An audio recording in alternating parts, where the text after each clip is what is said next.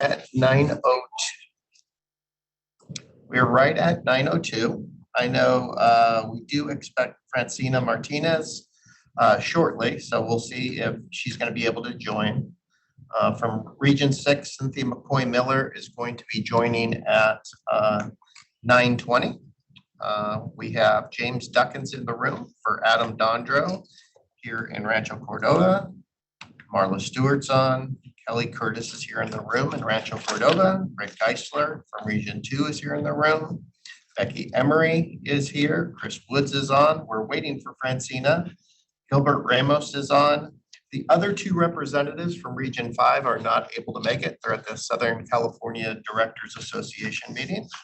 And then Region 6, Kristen Stranger is on. Michael Sylvester's on. And as I said, Cynthia McCoy Miller should join at 9:20. So with that, Michael, we do have quorum. I think we can start. Okay, great. Thank you, John.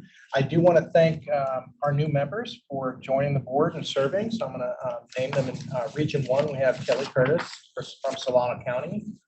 Region 2, Greg Geisler from Placer County. Region 4, Francina Martinez from Tulare County. Region 5, Paula Yanis from Imperial County. And then Region 6, Kristen Stranger from LA County. And we have quorum. The agenda has 1 vote item, 2 consent approval items, and 10 informational. So pretty standard agenda. We can go ahead and open up for public comment on items not listed on the agenda at this point in time.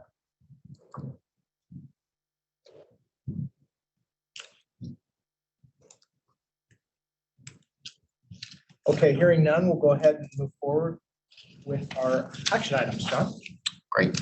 Our first action item, all of our board members and the public heard at our membership meeting last month that on January 24th through the 26th, we're looking at doing our JPA membership meeting at an offsite location. That will be our celebration, getting all of our 58 counties onto CalSAWS. Also, by that time, Cal Win will be retired, and we wanted to once again get together. Prior to the pandemic, we did have a conference scheduled for San Diego, but the pandemic really shut us down, and since that time, we've been virtual on our members meeting. My assistant Jennifer went out to San Diego, had the hard job of going out and looking at all of the great venues and things like that. We did sit down and talk with both Michael as our chair and Marla, went through the research that Jennifer did.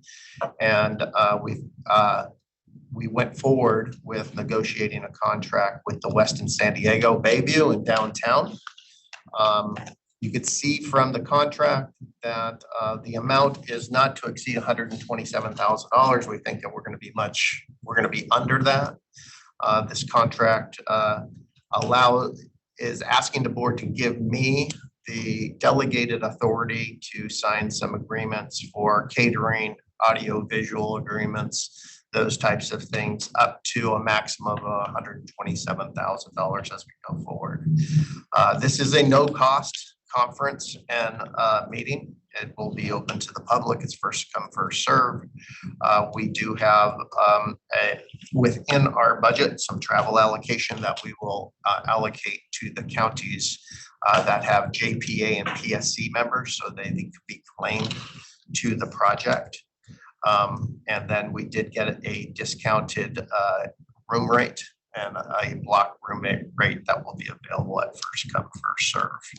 And then we'll start putting together the agenda on that. So this contract with the Westin San Diego Bayview is open for board consideration or discussion. Thank you, John. Yeah, I think this timing will be a pivotal point in the project, and we have been operating under CalSAWS for some time. However, this will really be the official time when all of our predecessors have been retired, and it's CalSAWS all the way going forward, and an opportunity also for us to reflect back on the successes and also the lessons learned as we move forward into the new year. So I'm excited about this, and I'm glad that you were able, Jen was able to find a good venue for this. So I wanted to open it up to the board members, state partners for any questions you might have or comments on this particular item. I see Becky's hand. Good morning. Thank you. I just wanted to find out what kind of a capacity are we planning for at this event? I know that it's been back and forth with COVID and different things, and I know our consortium has certainly grown. So just checking on our capacity. Becky, we're planning at a room capacity with people sitting around tables, so round tables in the conference room of up to 300. We know that possibly depending on how many people from the public attend, we might have to take one of those tables down and set up some classroom seating in the back. When we brought all 58 counties together a few years back, right before the pandemic, in Norwalk at the Doubletree, I think that was our biggest in-person conference, and we were up around 250. So we did up that capacity a little bit. The other thing about this is that there is not going to be a virtual option for people to attend virtually from their county or anything else like that. So the only option for attendance will be in person in San Diego. So we set it up for 300, knowing that if there is a large public presence, that we will have to be setting up some chairs in the back. Okay, thank you. Any other questions or comments from our board members or state partners on this? Hearing none, any public comment? Okay, hearing none. Do we have a motion to approve? I'll motion. This is Francina from Tulare. This is Becky. I'll second. Very good. Marla, do you approve? Yes. Ellie? Yes. Greg? Yeah. Chris? Yes. Thank you. Kristen? Yes. Thank you. Michael? Yes. And Cynthia, just check in if you're there yet. And Gilbert, do you approve? Yes. Thank you, Gilbert. All right. Thank you very much. There'll be more on that at future meetings on how the agenda is coming together. Next item is approval of our consent calendar. The first one on there is the minutes from our June 29th membership meeting. There are two action items that are open, and we will make sure that they both get addressed during the agenda. One of them was regarding the production outages that we had in the June timeframe, and the action items coming from that to be able to mitigate those things from occurring again. And then there's some items on the e-hit dashboards that Lisa will be covering during her update on the policy update. So that is the minutes and an overview of that. The other item is Accenture change order number 26, which includes 9 premise items and 23 county purchases. Most of the county purchases are, I think a lot of the counties are spending some of their ARPA money and getting kiosks and getting those kiosks. And I think our supply chain is finally shook loose, and getting those kiosks out to the counties. So many of them are that. Some of them are expansions of contact centers. Of course, these county purchases have been approved by the county. It is county funding on that. And council has signed off on that in the county, and those are moving forward. On the 9 premise items, this usually happens right after the beginning of the fiscal year. As the state budget comes out, there's multiple premise items for policy changes that come out. Some of them we have to do APDs on. Our PMO has been working on those APDs. And we have to incorporate those things. So they're in the budget. Now we have to get that into our contract. This isn't all of the premise items. They're going to be coming in over the next few meetings. But these are the 9 premise items that were listed in your executive summary to be able to incorporate those into the contract and start work on those policy changes. So these are open for board consideration as well on the consent calendar. Thank you, John. So the premise items themselves, those have additional funding that was approved in the state budget and in the project that was included in the project budget? Yep. Okay. And like county purchases, you mentioned a number of them are related to possibly kiosks. Is there a standard kiosk that they're all using, or there's some? There's a standard kiosk being purchased from the project and manufactured. We have our vendors manufacturing them specifically for that. Okay. Any questions or comments from our board members on the consent item, the 2 consent items? Or state partners? Hearing none, any public comment on either of them? Okay, then I'll make a motion to approve them. Do we have a second? Kelly has second. All right. Marla, do you approve? Yes. Thank you. Greg? Yes. Becky? Yes. Thank you. Chris? Yes. Great. Francina? Yes. Thank you. Gilbert? Yes. Thank you. Kristen? Yes. Great. And Cynthia, are you on yet? All right. So that takes care of our action items and moves us into our informational item. And the first thing we want to do is talk about the very big event that happened on July 3rd with our Wave 4 counties going live. We wanted to talk first from a project standpoint. What did we experience over the cutover weekend? What are we seeing for production statistics? Where are we seeing for post-implementation support? And then more importantly, we want to hear from our counties and how are they adjusting? What's going on? What are they seeing? How are their employees adjusting to CalSAWS? So with that, Leslie, are you going to kick it off? Great. Good morning, everyone. Well, I'm happy to announce that we had a very successful Wave 4 cutover. We finished at 81 hours within the system, coming up 3.5 hours early at 2:30 a.m. As part of that cutover, we converted 1.28 million cases, 3.4 million programs, 2.6 million people, and added over 33,000 county users. From a database volume, that added 4.4 billion rows into the CalSAWS database. This cutover was not just a conversion of the cases, but also a go live for the contact center and imaging solutions. Next slide.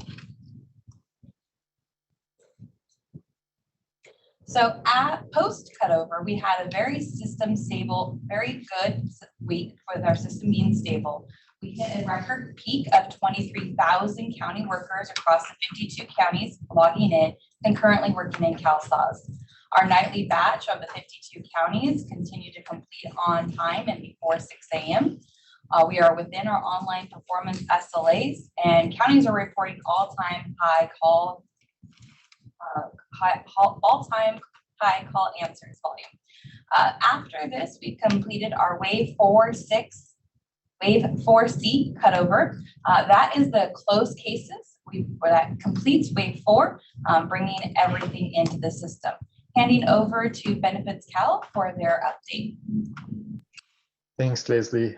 Good morning, all. From Benefits Cal standpoint, as John highlighted, we had a smooth and successful cutover for the Wave 4 counties, and we are excited to start serving Solano, San Mateo, Santa Cruz, and San Diego. And from the metric standpoint, if we take a look at where we stand in the first 10 days, we see over 13,000 applications received across Wave 4 counties in the first 10 days, and changes are reported. We see over 2,300 changes reported.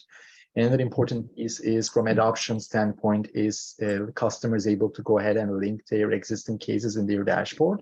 We see that over 32,000 accounts linked by the customers to their existing cases or accounts in the CalSAWS. And even though it was kind of early in the stage in the first 10 days, we still saw renewals submitted and the periodic reports completed by the customers too. Over 800 renewals and 400 periodic reports *7s completed by the customers. So we are happy to see that overall positive trend in terms of adoption and the customer usage. And we will keep the board up to date in the next meetings as well. I think with that, in the next slide, I will be passing over to Catherine for the post-implementation support. Hey, owner, this is Duncan. Duncan, okay. So some similar trend on post-implementation support. So we are supporting both in person as well as virtually with 132 staff from our counties and a bevy of project staff across all project teams. We had a total of 292 volunteers and really have continued to up the level of support with Wave 4 that we've been seeing, and continuing a positive trend towards self-sufficiency much earlier. So the goal is to get all of our counties self-sufficient within the first 60 days, and we're seeing that happen more quickly with each wave.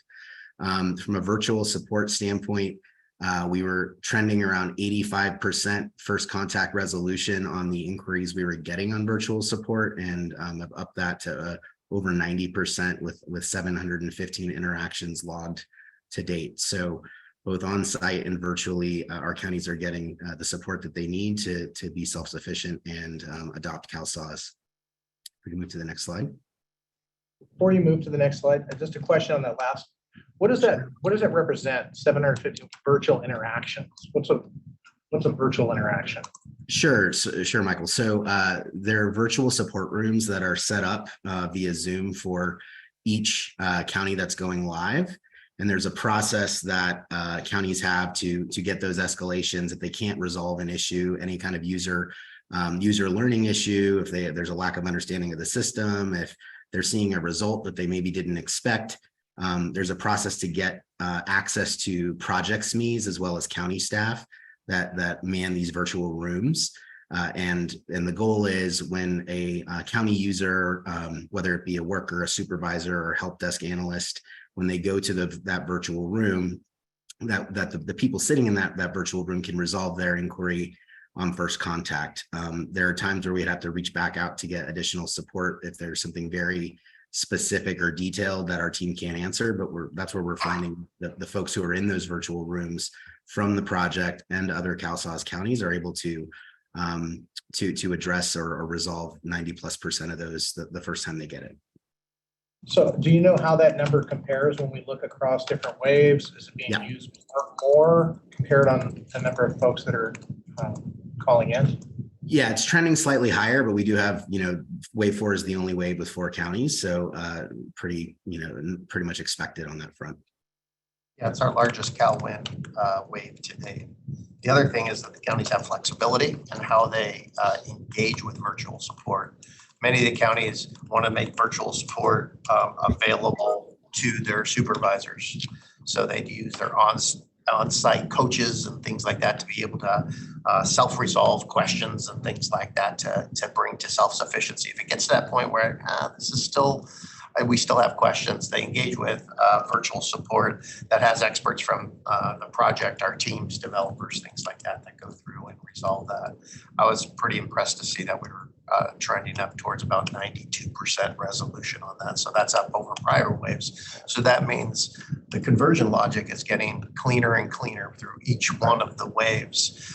Some of the times those things come into tickets, then we have to look at the data, how it's come over, and work through those. And those usually show up on our 4 o'clock meeting.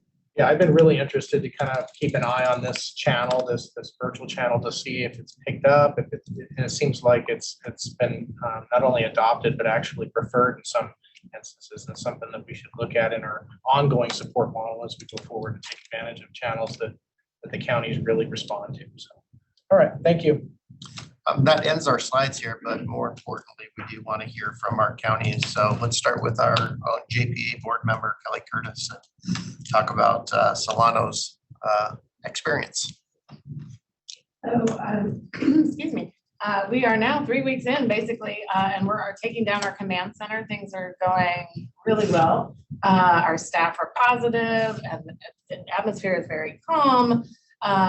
They, of course, are slower than normal, but they know that this is a good solution. They are just trying to sort of retrain their muscles on where to go in the system.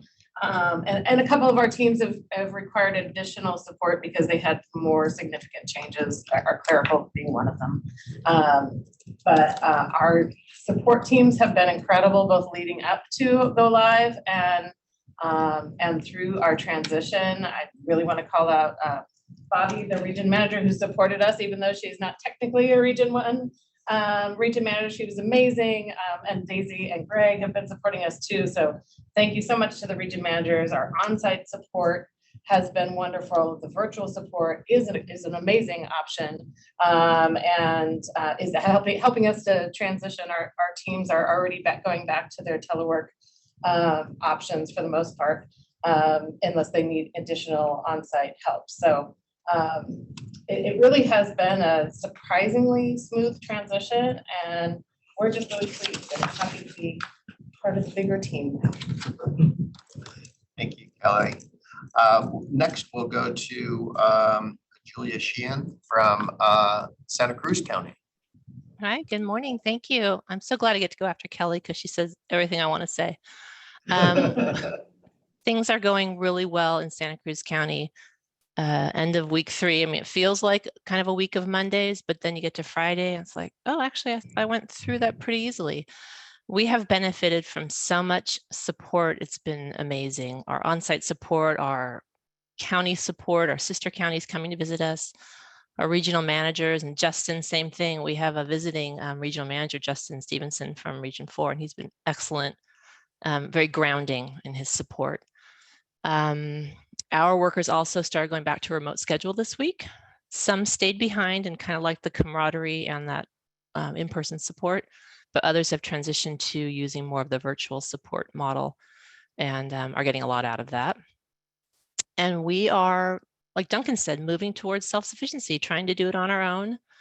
And part of that is we are preparing for our Wave 5 on-site observers, and we're starting to feel confident like we could actually have something to share with them that would be valuable to their wave and their future success. And I just want to reiterate that we really are grateful for the support, and it really has been pretty painless as far as conversions go. And I was here for CalWIN conversion, so I know of what I speak. Thank you. Julia, I never thought we would be talking about conversion and the word. And we're never going to again. I expected painful, not painless. So that's awesome. I appreciate that.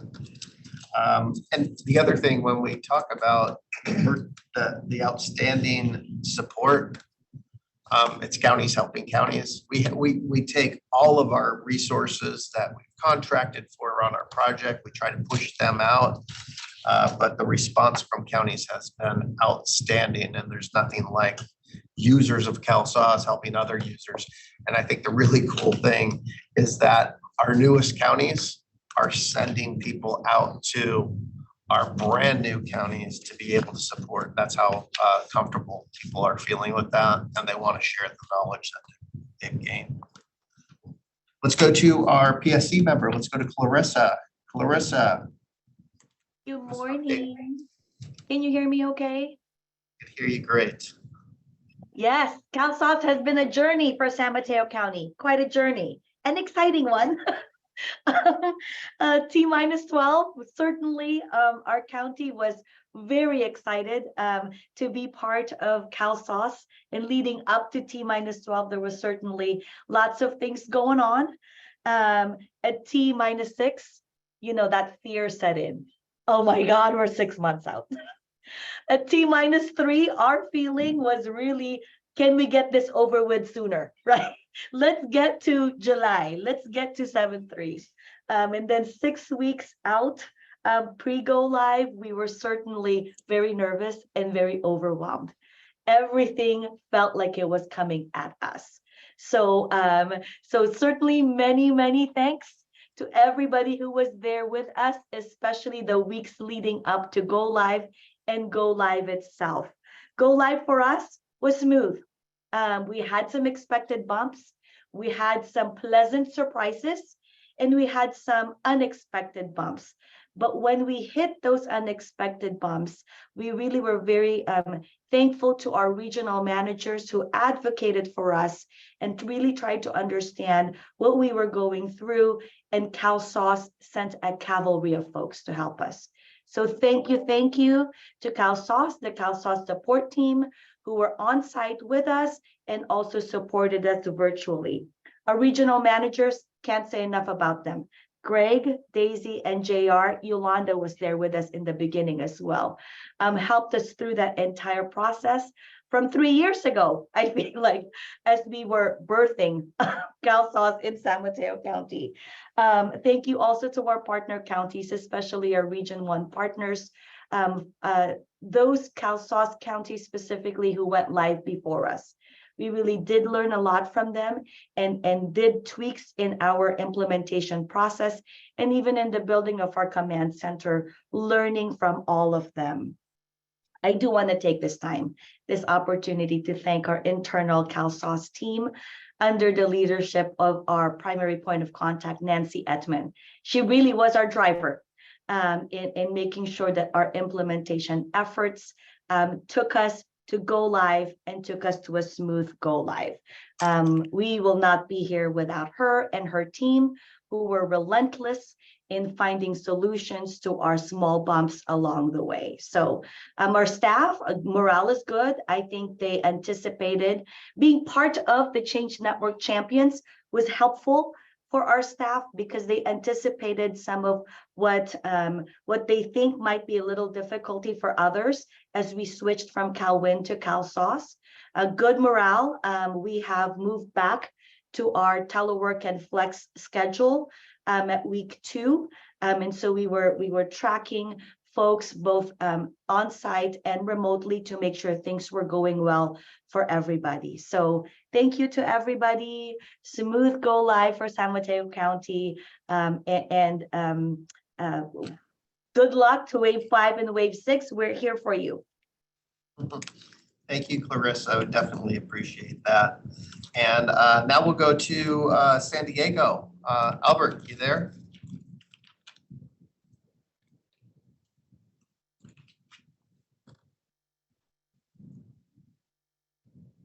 All right, I know that Albert did a long presentation at PSC yesterday, and things are going really well. John, can you hear me? I can hear you now, Albert. Thank you. I am, technology. So yes, yes. I'm sorry. I don't know if I'm on camera. I'm not, but at least you can hear me. So yeah, this is Albert from San Diego, and I wanted to give an update. I did present it at PSC yesterday, where our biggest concern at the moment is the heat that we are having here locally, and that Comic-Con is down the street, and we are not able to attend.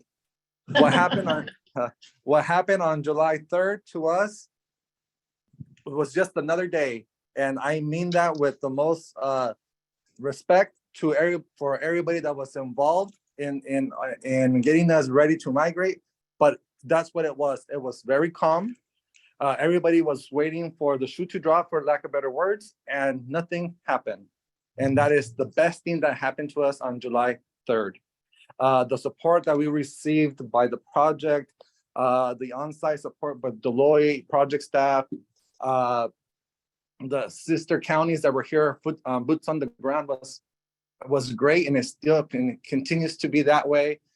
The efforts by our regional managers, Ronnie, since 6 o'clock, that when we went down on that Thursday, the communication was so tight that we knew exactly what was happening throughout the weekend.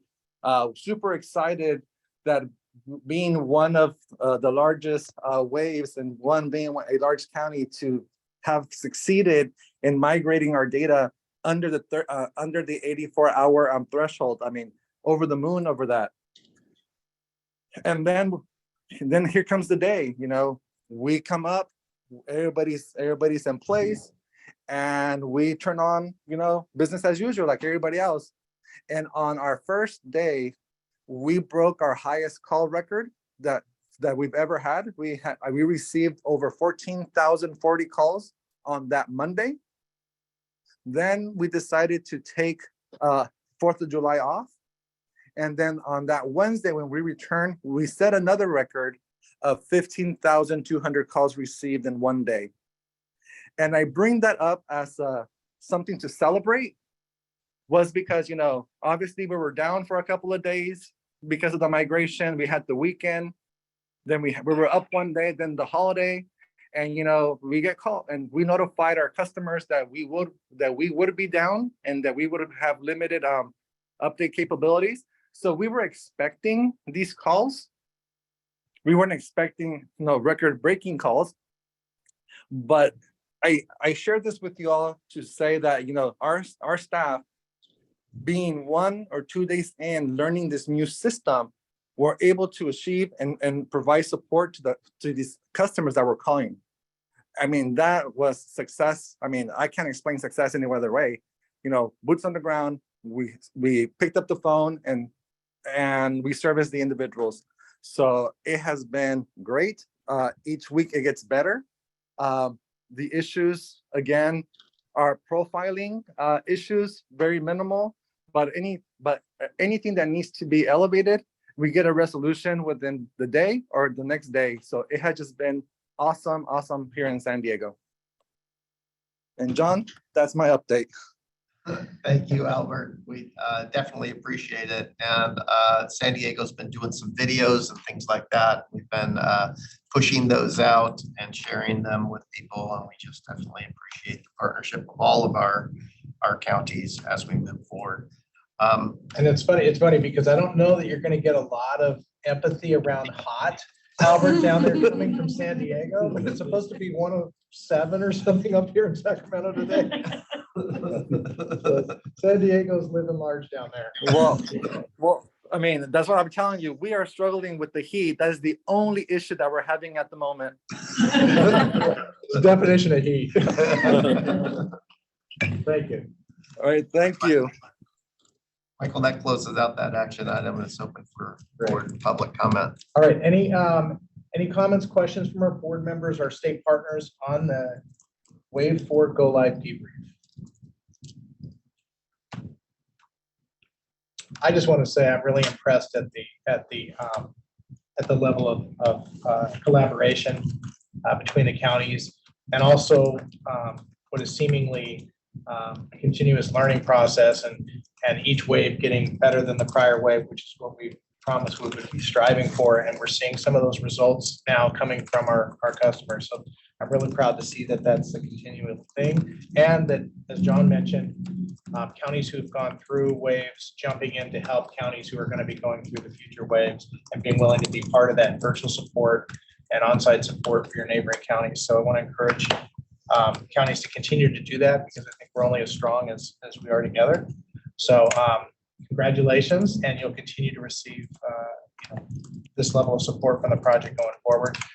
Any comments or questions from our partners at the state or our rest of our board members before we go to public comment? Well, congratulations is definitely due. Public comment? Hi, this is Jennifer. Can you hear me? Yes, we can. I just wanted to congratulate the counties as well and acknowledge all the effort that went in. We're really excited about how this is supporting access for consumers. And as we talked about yesterday, it is a great accomplishment how many calls were taken in San Diego and managed. And we appreciate being able to celebrate that with you all. Thanks, everybody. Thank you, Jen. Any other public comment?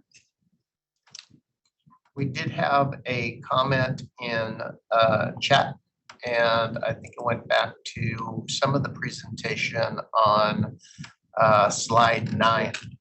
So owner, if you could come back and maybe hop on and address this on consumer accounts linked, what that means. Sure, John. So let me see the question. So as it relates to the customer accounts and how it really works is, so no, actually how it really works is if the customer had an existing case or account in MyBCW, so they will have a person record in the CalSTAR system as part of the conversion. So what it means is when the customers go to the BenefitScal in their customer after creating an account in BenefitScal and enter their personal credentials, first name, last name, SSN, or other pieces for the linking activity, it finds that person record and links that in the case with the BenefitScal account, so they can start seeing their account, the case details in the BenefitScal side. So this is basically that how that linking really works. It is what should I say, the existing cases in the production converted and available in the CalSTAR system, linked and available on the customer dashboard afterwards. I hope it answers the question. Thank you, owner. Appreciate you saying that. And Linda, I know we're going to be in Fresno next week for a site visit. And if we want to talk further about that account linking and what's coming over to be converted from MyBCW to BenefitScal and what the linking process is, we could definitely talk about that. I got it. Thank you so much. Thank you. Hey, any other public comment before we close out the wave 4D? Okay, hearing none, we'll go ahead and move on to the next item, which is our future wave readiness. Yep, right on the doorstep. We are already looking at waves 5 and 6. We want to go over our standard risks, new risks that has come up. And it's funny, as we go through wave 4 and we start looking at one of the things that has been mentioned, I look around this room, I think all the way back to the C4 cutover, and we've said it's going to get better and better. And, I can't help think, but some say, boy, maybe I should have moved my counties to wave 4 because, I know it wasn't as smooth of an experience with each one of the cutovers, but we said it's going to be successful and we're going to get better and better. So that's definitely, it's nice to have that success. And John, I can say from a county that's been at the early waves versus the latter waves, is there's something to be gained by both. So There definitely you definitely get a lot of support in early waves, and you get to sort of shape things. And so there is a benefit. So I don't want to encourage everybody to in future to want to be in the latter waves, but we have benefits in both areas. You have an idea, you're setting up the next. We want everybody to want to be anything we can do there, but yeah, there's something to be gained in both. You're absolutely right. All right, so let's go into wave 5 and 6 readiness. And Duncan, are you going to start out? I am. Thanks, John. So looking ahead to waves 5 and 6, we are trending in a good direction. So for wave 5, the majority of our key work streams under each readiness area are either complete or on track. There are a couple of things that we wanted to highlight. One is county interface partner testing. So this is testing that CalSAWS does with both state partners as well as each individual county for file-based interfaces. This was marked as yellow because we had one file for our wave 5 counties that was outstanding to pass that testing. As of yesterday afternoon, that's actually been passed. So this will be updated to green. And we can consider interface partner testing complete for wave 5. The only other item for wave 5 that we have marked as yellow is county ad hoc reports. So there are reports that counties can refactor, ad hoc reports specifically, that some of them are considered must-haves for go live. And those are the ones that we need to have done and refactored by the go live date for wave 5, which is September 3rd. And then the other ones can proceed beyond go live. Nothing, concerning to highlight. We just keep that as yellow more for monitoring to make sure that ad hoc refactoring completes timely. For wave 6, similar, we are green on most items and complete on a couple others. Imaging. Oh, Yeah, go ahead, Michael. Sec on wave 5, Mhm. where you have the yellow on county interface partner testing. Does that mean that it could be an internal county interface, or is this one that would impact possibly the other counties in that way? It's internal, and they're specifically fiscal interfaces. So these are things like the paid warrant file and some of the files that are exchanged between the county and the project. And then depending on the interface, some of that is passed downstream to their banking partner, for example. So there was one file for one county that was outstanding for their bank to confirm. And that was just done yesterday. And the reason it was yellow is it was a little bit behind schedule, but now we should be actually complete with interface partner testing. Thank you for that. One of the things that came up before, and it's hitting many counties, is there's a lot of bank mergers going on and a lot of buyouts of banks and things like that. So counties are working diligently and trying to get the attention of other banks that are merging and getting bought out and things like that. Absolutely. Any other questions on wave 5 before I move to wave 6? Okay.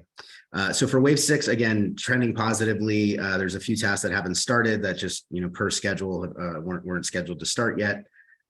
We are working through some imaging considerations with one of our wave 6 counties. And again, we have a good line of sight to get that to green, but we're a little bit behind. Nothing major to highlight to this group as a concern on that. And then again, just county ad hoc reports marked as yellow for monitoring for the same reason that we have it for wave 5. Any comments or questions on wave 6 before we move on? Okay, so this is just the county view of readiness for both waves 5 and 6. And so as you may or may not know, there's a master work plan that each county has to get them to a successful migration. Many of those items are project tasks, and then a significant number are county specific tasks. So this is the view of the county specific tasks. You'll see that the wave 5 integration item around interface partner testing, that's now complete. So we can mark that yellow under wave 5 as blue and complete. For wave 6, there's a couple items around for one of our wave 6 counties for Sacramento around application and integration. Again, we're working that very closely with the county and their management team, and are confident we can get to where we need to be to get those to green shortly. We can move on. All right, I will turn it back to Leslie. All right, so with wave 5, when it comes to the cutover timing, we did a mock dress rehearsal, which is an end-to-end dry run using the same technology that we did with wave 4, which is Golden Gate, allowing us to do that real-time replication of the converted data into production. Even with wave 5 being slightly larger than wave 4 when it comes to data volume perspective, we were still showing that we can meet and exceed the 84-hour window. CIT has gone out, CIT 0252-23, notifying the counties of what to expect since it is Labor Day weekend, so they can plan their activities accordingly. Just some brief stats is that wave 2 was 87.5 hours, wave 3 was 85 hours, wave 4 came in at 81 hours, and we anticipate to see good results from wave 5. Going to the next slide, that is the cutover weekend riding the wave slide. That was the one that went out in the CIT for 252-23. That shows what the counties can anticipate for their Cal wind system going down. And then my BCW at 5 p.m., Cal wind going down at 6 p.m. on 8/31. Cal SAW is not coming down until 8 p.m. on Friday at the close of business. And then having everyone up in the new system Labor Day, Monday, 9/4 at 6 a.m. So Leslie, we will be coming up on Labor Day. We know that it's probably a county holiday, but the system will be available on that day. Correct. All right, and then moving to the next slide for closing out of wave 5, we have a draft schedule that is showing when the 5C closed cases would be coming into CalSAW's production, and that is 2 weeks after the cutover, so that would be the 9/15 date. we would bring Cal saws down that Friday at the close of business, convert everything, including our Wave 6A, which includes the county offices, and bringing over Wave 6 staff into Cal saws. Then them coming up Monday, 9/18. That is a draft schedule. We'll be finalizing that, and the CIT will be going out shortly. Moving to the next slide, we can talk about Wave 6 a little bit more detail. So for Wave 6, the major cutover event of B is anticipated to be significantly less data volume than what we saw in Wave 4. So we are projecting to complete within the 84-hour window. We are running our mock cutover, which is our dress rehearsal, at the end of this month and into August to be able to confirm that final timing, to be able to send out that CIT so everybody can plan accordingly for what October holds. And just for the board's knowledge, our project steering committee asked for a draft schedule for the remainder of migration on what are going to be the release weekends, the conversion weekends, everything else that, especially with the unwinding. So the counties can do some planning about overtime, when the system will be available, won't be available. We provided that schedule yesterday at PSC. It's been sent out and those materials are available to all the counties. The regional managers have those to assist with the planning. Of course, it's a draft schedule. As we get closer, the timing adjusts, but we thought that it was a good planning document. The PSC appreciated that. I think that brings us to our next slide where we're talking about risks. And I think Arnold and Duncan are gonna start on That's this one. right. Yeah, so I'll go ahead and start on this. And so this is a new slide that we've inserted that's showing the overall project risk exposure for the migration program. And I think it's important to note that if you look at the last year going from June of 22 to July of 23, we've had a significant decrease in that score. And that score is really a blend of the likelihood of it occurring and the impact if it does occur. And so what this is really reflecting is that the project has been effectively identifying and managing the risks and reducing the number of red risks that we have as well as yellows. And that's resulting in the overall reduction in that risk exposure as we go further through these migration waves. So we'll go ahead and go to the next slide and start jumping into the risks that we do have. And Duncan, I'll let you start with 262. Great, thank you, Arnold. So the first one is really around having our counties feel prepared and validating that preparedness via their migration work plan. So we have the current Wave 5 status as yellow. This is really based on one of our Wave 5 counties. There's some things we're working through relative to some of their ancillary systems, and we have a pretty dedicated effort on that, and confident that we will get where we need to be in order to trend that back to green. For Wave 6, we're still at green and don't anticipate that changing. So overall, both Wave 5 and 6 look to continue the trend of successfully migrating as our prior waves have. All right, thank you, Duncan. I'll pick up with 264. And this is talking about the imaging migration. As Duncan talked about, Wave 5, where all counties are on schedule and ready for the Labor Day cutover. On Wave 6, we have one county to where we have done successfully completed the bulk export of the images, and now we are working on the export of the incremental images. And those are the ones that are occurring through day-to-day process today.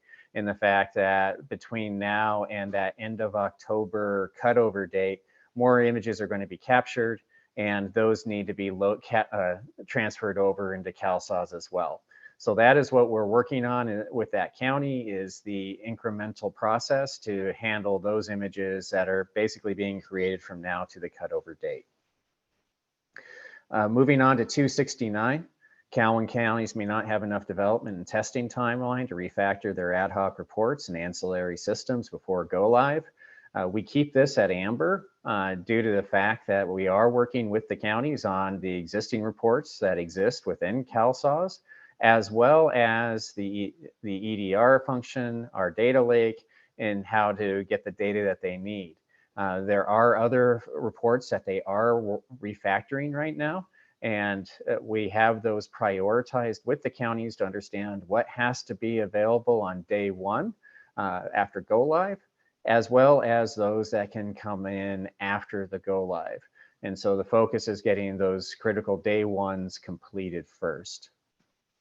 And for 5 and 6, there are a couple reports that are being tracked, but right now all indications are that they will be ready by the time they cut over. For 288, this is in regards to San Francisco and the network connections. Typically, we have 2 network connections into each of the counties to provide redundancy in case one link goes down. Traffic can go over the other link and services are maintained. For San Francisco, they do have their primary link already installed, already tested and verified and operational. The medium risk is for their secondary link, which is again installed, but it's in process of being validated. And so we are just keeping an eye on making sure that that second circuit is available at cutover time. Duncan, I'll let you take 289. Thank you. So 289 is relative to the difference between something in CalWIN that's referred to as CalWIN Lite, which is a public facing portal that gives external partners access to certain CalWIN data. CalSAWS offers similar access, but the user experience is a bit different. And there's some transition that's needed for counties to both adopt CalSAWS based on those differences, as well as communicate that to their external partners. There's nothing specific to note other than we keep this on for monitoring, knowing that there is a bit of a change management effort relative to that transition.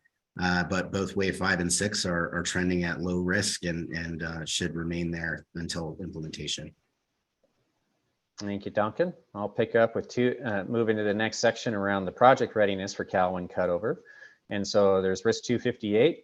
CalWIN conversion cutover window is at risk of completing past the 84-hour cutover.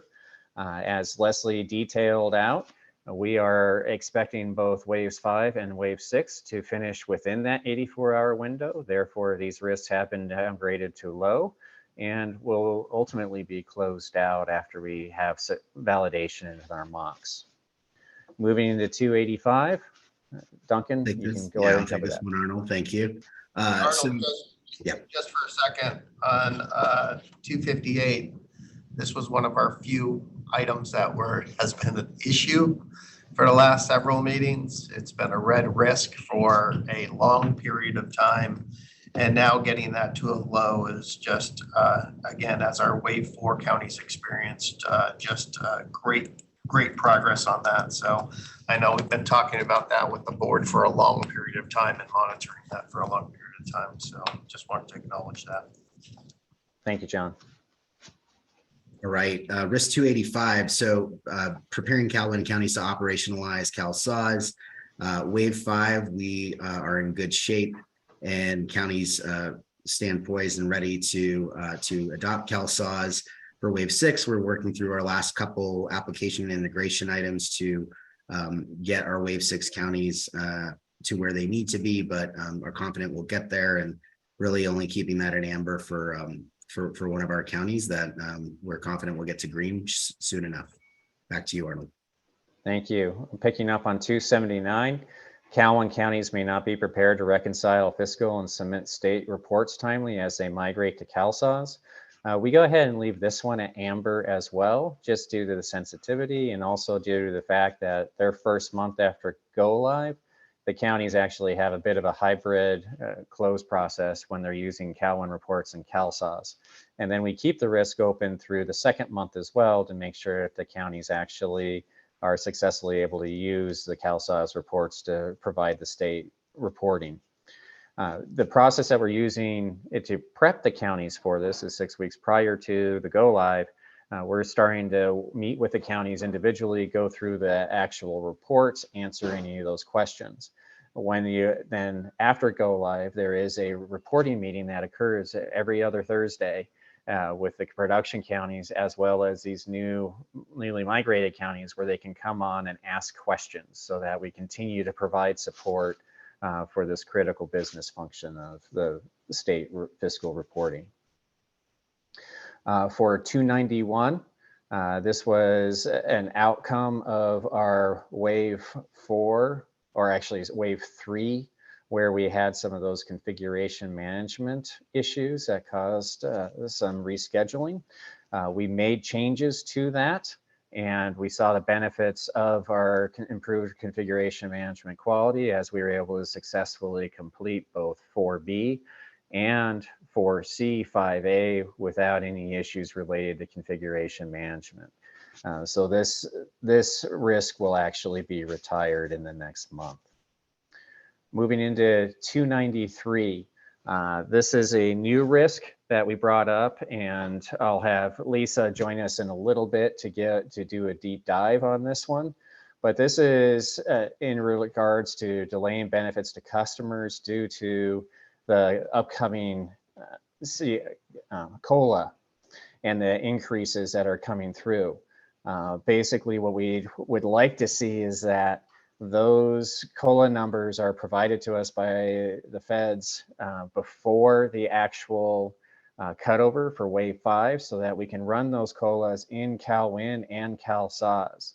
If we receive the numbers after the go live and have to run the COLAs after, then we will see some impacts to those cases that fall within the yellow banner designation. And so again, I'll have Lisa double click on that one, but that is our high risk at this point in time. If we move on to the next slide, we have 284, which is CalSAWS Contact Center Enhanced Call Control Panel. Application scalability may impact performance for Los Angeles County call volumes.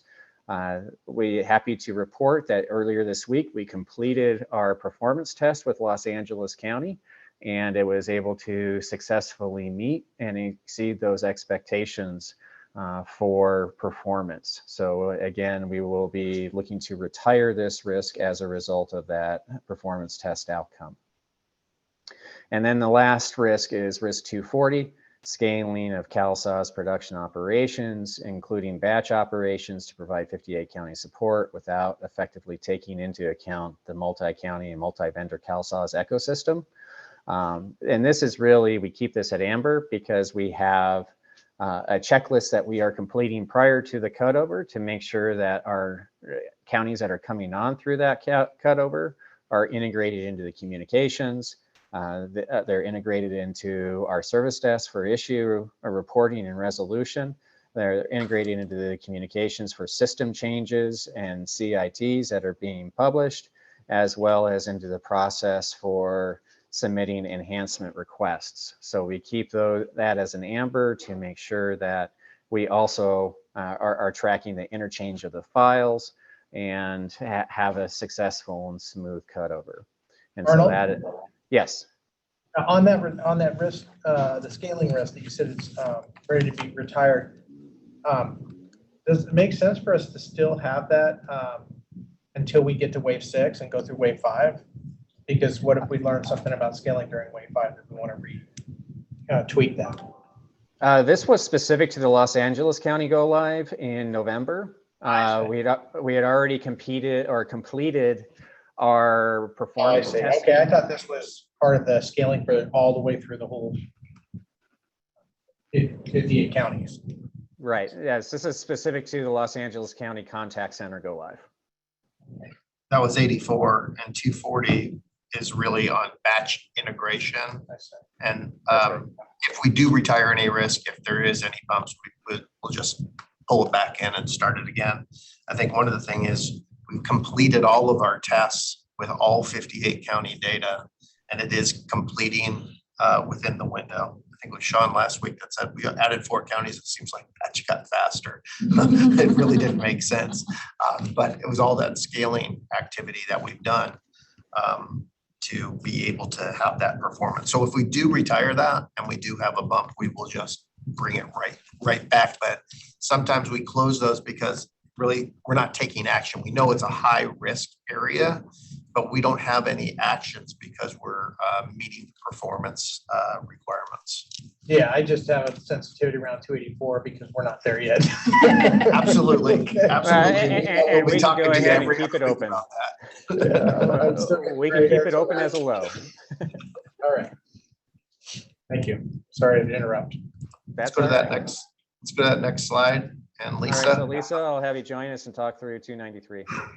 Hello, everyone. So 293. So I just wanted to clarify what was on the prior slide. This is specific to our wave 5 counties. It looked like it applied to wave 6 as well, but actually it's when we look into this risk and what we're trying to convey here, it is for our wave 5 counties. And if we have to run the COLA post cutover, it's going to be specific to those cases that have a yellow banner. So if we just back up a little bit, we had this very same scenario with our wave 2 counties. We had the FPL COLA. We worked closely with DHCS, CMS to get the numbers early so that we could run that COLA in both systems prior to wave 2. We've created this risk and co-authored with CDSS so we can elevate the focus, particularly with our federal partners, so we can attempt to get these numbers early. And so there's 3 sets of numbers that we need to get. And again, this is a COLA we run every year. I know you're all very familiar with the CalFresh COLA. Those numbers come, a lot of them come from the federal government. The CalWorks MAP increase, we do have that number. It's 3.6%. I believe we're getting draft letters next week from CDSS. And then the goal is that they're published in August. And then the CalWorks IRT, there is a dependency there as well. I'm getting numbers from FPL numbers from the federal government. So we have done 2 things. Lisa, each poll is limited to the CDSS side. Mm-hmm. Yes. So do we have a CDSS rep on from our state partners? I'm not sure if we do have a rep on. We know that we're talking to them Monday on an executive briefing. This is on there. We have sent this over to them. They are aware of this. We've brought this up in our meeting with our federal partners so that they're aware of it. I know that CDSS is dependent upon our federal partners giving them.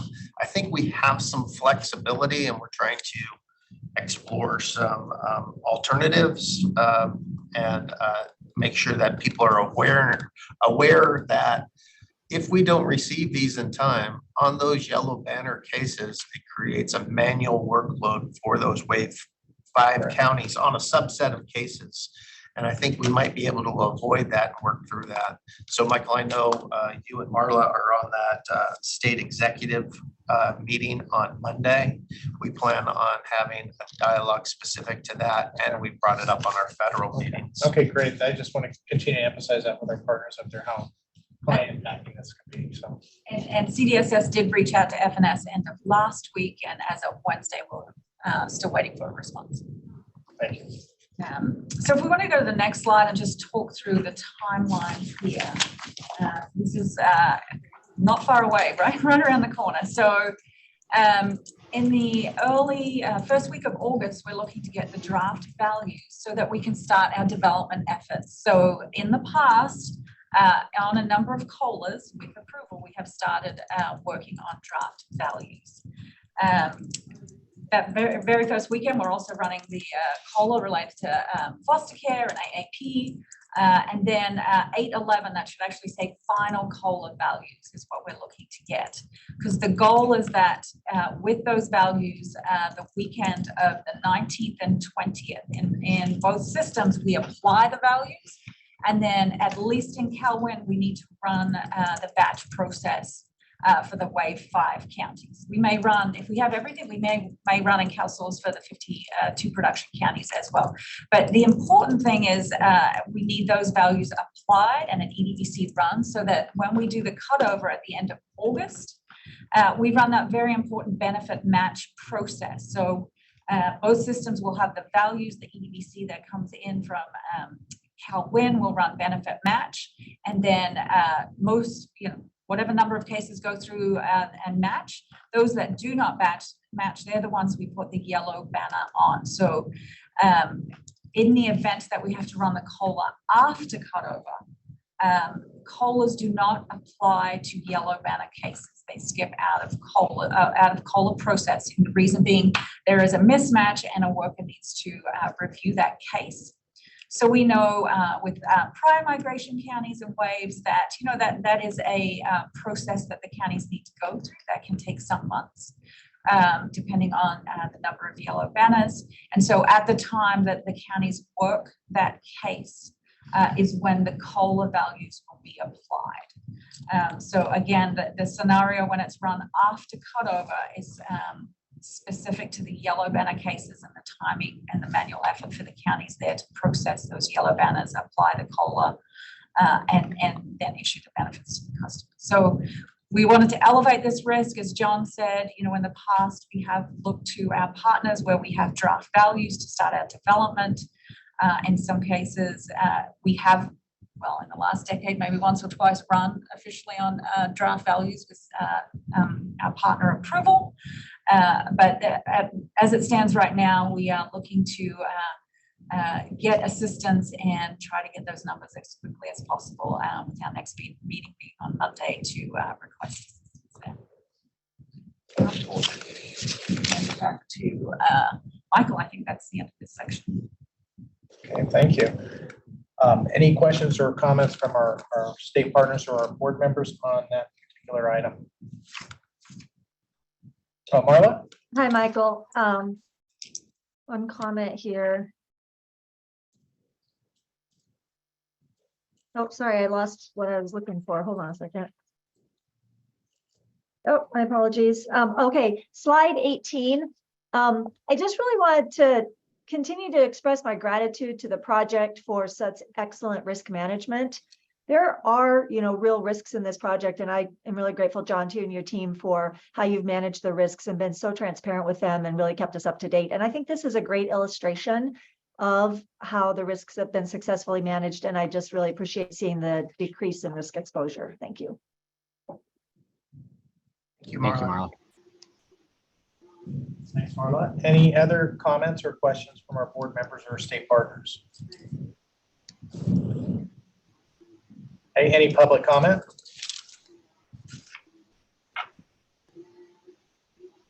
Okay, hearing none, we'll go ahead and move on to the next item.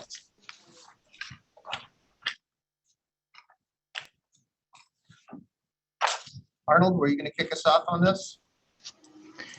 Yes, I will have Don Coffey and Jeremy Grecian join us as well on this. This is in relation to the action items that we took out of last month's JPA and PSC regarding the action plan on the instability that we saw in June. And so this is the follow-up in regards to, we've collaborated with our QA partners as well as the consortium to identify the steps that we're going to take to identify the root cause, address the longer term, and avoid a reoccurrence of what we saw in June.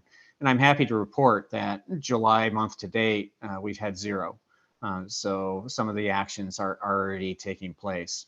So with that, I'll transition over to Jeremy, who will refresh everybody's memories on the 4 issues that we ran into. Sure. Thank you. So, the 4 issues, I'll just, briefly remind people what those incidents were, and, then we'll talk about next steps. So on 6/1, we had a network issue that impacted 2 sites. You can see, as depicted on the slide, amber versus red.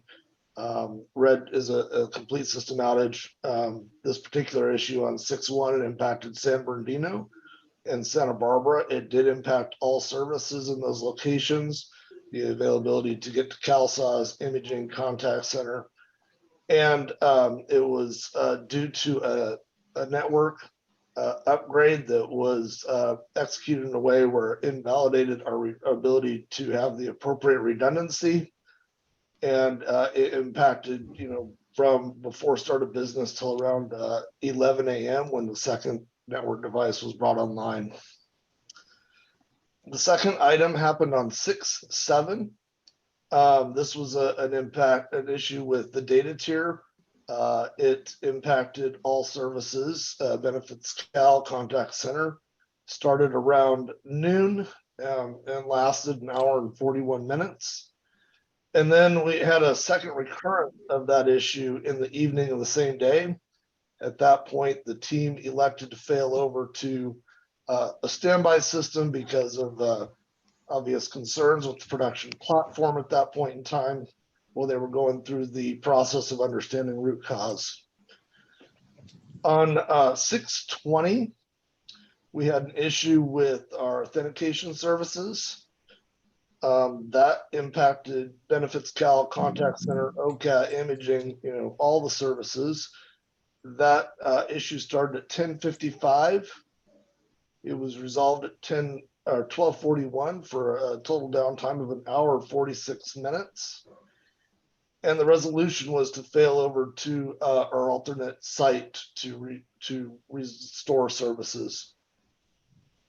And then on 6/23, we had an issue or denial of service attack that started at 6 p.m. In the evening on 6/22. This it resulted in services degrading until they became unavailable at 9:30, which then resulted in unscheduled downtime for all applications, and was restored at 11:34 p.m.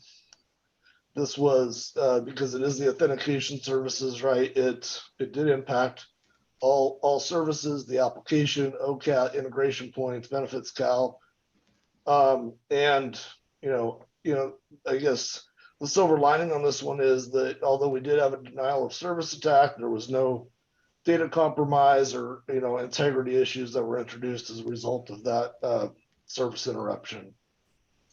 So with that, I'll turn it over to Dawn to introduce sort of what we lined up on for next steps in the methodology.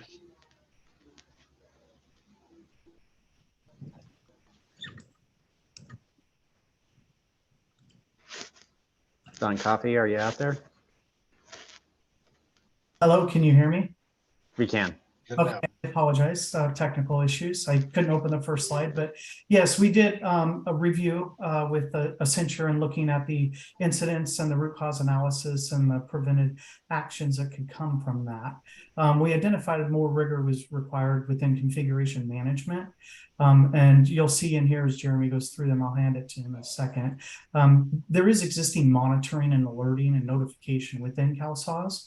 From that, we did, like I said, identified some areas of improvement for that. So those are in progress right now. Monitoring and alerting is a journey, and it takes a little bit of tuning. So you'll hear that, but the practices that apply it are pretty consistent, and that's what we're looking for. We also identified the notification practices and the managed county engagements that we have. I'll turn it back over to you, Jeremy. Yeah, thank you, Don. So as Don described, by the graphic there, right, this is, an ever evolving process. But we did determine that there's some areas where we're going to go double click and have some thoughts already applied against some of these things. And it's really in the areas of, analyzing the existing monitoring and alerting thresholds. Are there opportunities for us to, make sure that we introduce the new instrumentation where potentially there's gaps? Or do we need to harden thresholds to identify, where failures are happening earlier so that, we have an opportunity to get ahead of those things, whether that's, capacity planning or if it's something, more serious where it requires action immediately, and look at the process to make sure that teams are oriented around reacting quickly and accordingly, depending upon, those types of events. And then, as I described the issues, a few of them were areas where we had failover scenarios where our system does have redundancy, but there's an opportunity for us to tighten up the process and execution against, when some of those scenarios occur. It's opportunities to, in some cases, maybe, automate the failover. In others, it's, tightening up understanding, who's required, the approval process, and then, the actual execution process, so that when we execute those failover activities, it results in less disruption to the business. And then the other thing Don hit on was, when we do some of these maintenance activities, like in the scenario of the network issue, right? Looking at how we mitigate risk in the event something goes south. In that particular scenario, if people had already been on site or things like that, right, we could have recovered service much more quickly and, potentially avoided any impact. So, those are some things like, network upgrades, certificate renewals, potentially some of the security maintenance and patching activities. And then, in response to the denial of service incident, we learned, that potentially, there's some opportunities for us to harden our threat detection capabilities and our prevention measures. And, this is a complex system with lots of integration points, making sure that, our firewall rules and, other prevention tools are consistently configured across all of those endpoints and APIs, et cetera, with, give us a better ability to understand these things and correct and prevent them in the future. So with that, Michael, I'll turn it back over to you. Thank you. Any comments or questions from our board member state partners on that presentation? Becky. Good morning, everybody. First, let me just say I really appreciate Arnold having a side conversation to really explain to me some of the things that your team is doing and make sure that I understood some of the causes of these outages. We all know that the outages are critical to our staff, critical to the services we provide, and most importantly, critical to the impacts they have on our communities. And so I appreciate the efforts of your team as you are moving forward, both looking proactively down the road, how do you prevent these situations in the future, as well as the efforts to mitigate as they're occurring and to get us back up and running to be able to provide those supports. I know that these situations are difficult. I know that they are hopefully things that we look to avoid as we move forward and improve on, and appreciate the responsiveness of your team, both in the moment as well as your assessments as you move forward. So thank you so much. Thank you, Becky. Thank you, Becky. Any other comments or questions from our board members or our state partners? Hi, Michael. This is Marla. Thank you for this report. I appreciate the thoroughness of it and the remediation activities. We do hold a lot of personally identifiable information in CalSAWS, of course, PII, and I know that hearing about cyber attacks can be a little bit nerve-wracking. And John, I wanted to give you and your team an opportunity to talk about our CalSAWS commitment to protection of personal data, and also to address whether or not any personal data was compromised in the cyber attack. Marla, it wasn't even close to being compromised. It was a service denial attack that really impacts the performance of the system. And so we have validated that there was no data lost or moved at all on that. So we validated that and revalidated that. There is a high level of commitment for that. All of our privacy and security agreements we work on with the state, and we've made a heavy investment from the consortium and from our vendors to be able to monitor and thwart that. We're in an environment right now where we are actually getting attacked every single day, every day. This one had an impact that at night slowed us down. And it was an issue that we were running on a backup. And there's some configuration management on our firewalls that needed to be hardened and synced up on those items. If we would have been on our main production setting and not on our backup, it wouldn't happen. So that is on us to be able to do that, and we've learned our lesson from that. But we know that with when we're all said and done, 15 million Californians data on there, that we have to protect it. And I think that's why we do that. I know that there's always this argument that we're in, or discussion, I'd say, on data security and system access. And I want to see us make sure that we balance that appropriately and make sure that the data is protected. Arnold, is there anything you wanted to add in on that? I think, John, you hit all the key points, and realize that the CalSOS security posture will always be evolving, just like the threats are always evolving, because there's going to be new technology, new ways that we can apply to increase what we call defense in depth. We have multiple layers to protect that data, because we know that that is so critical to do. And so, as John alluded to, they didn't get anywhere near the data. They were knocking on the front door and they didn't get past it. So we are always looking at ways that we can further harden, increase the number of layers that we have, and make it more challenging for people to get in, or if they do get in, that they're isolated and cannot get at the data. Thank you for that. I think it's important for the community to really continually hear our commitment, because we are fully committed as county partners with you to the protection of people's information. So thank you so much for those comments. Certainly. Thanks, Marla.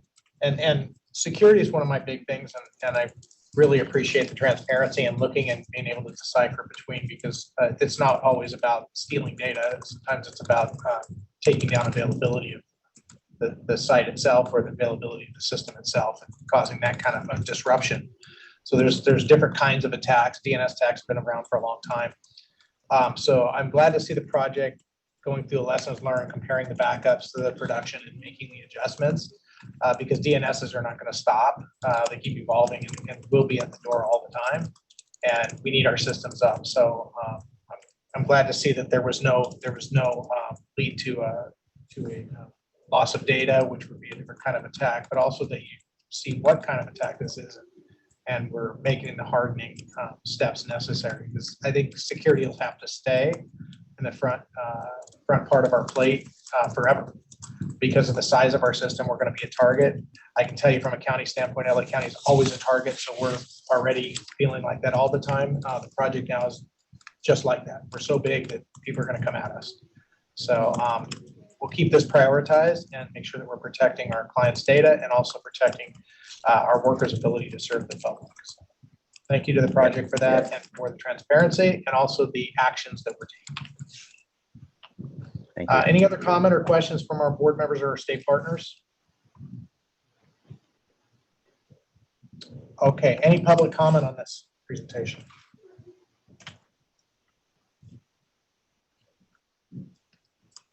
Okay, hearing none, we're going to go ahead. We're going to move on to the next item then. Lisa, are we ready to do that? We were to bump that.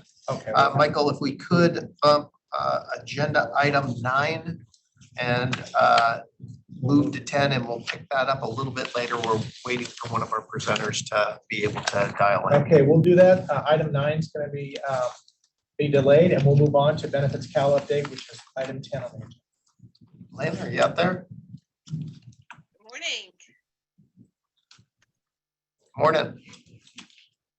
All right. So welcome Let's everybody. let's try to get that volume up a little bit, Lynn, if you could. Forgive me for a moment. I'll put my headset on then.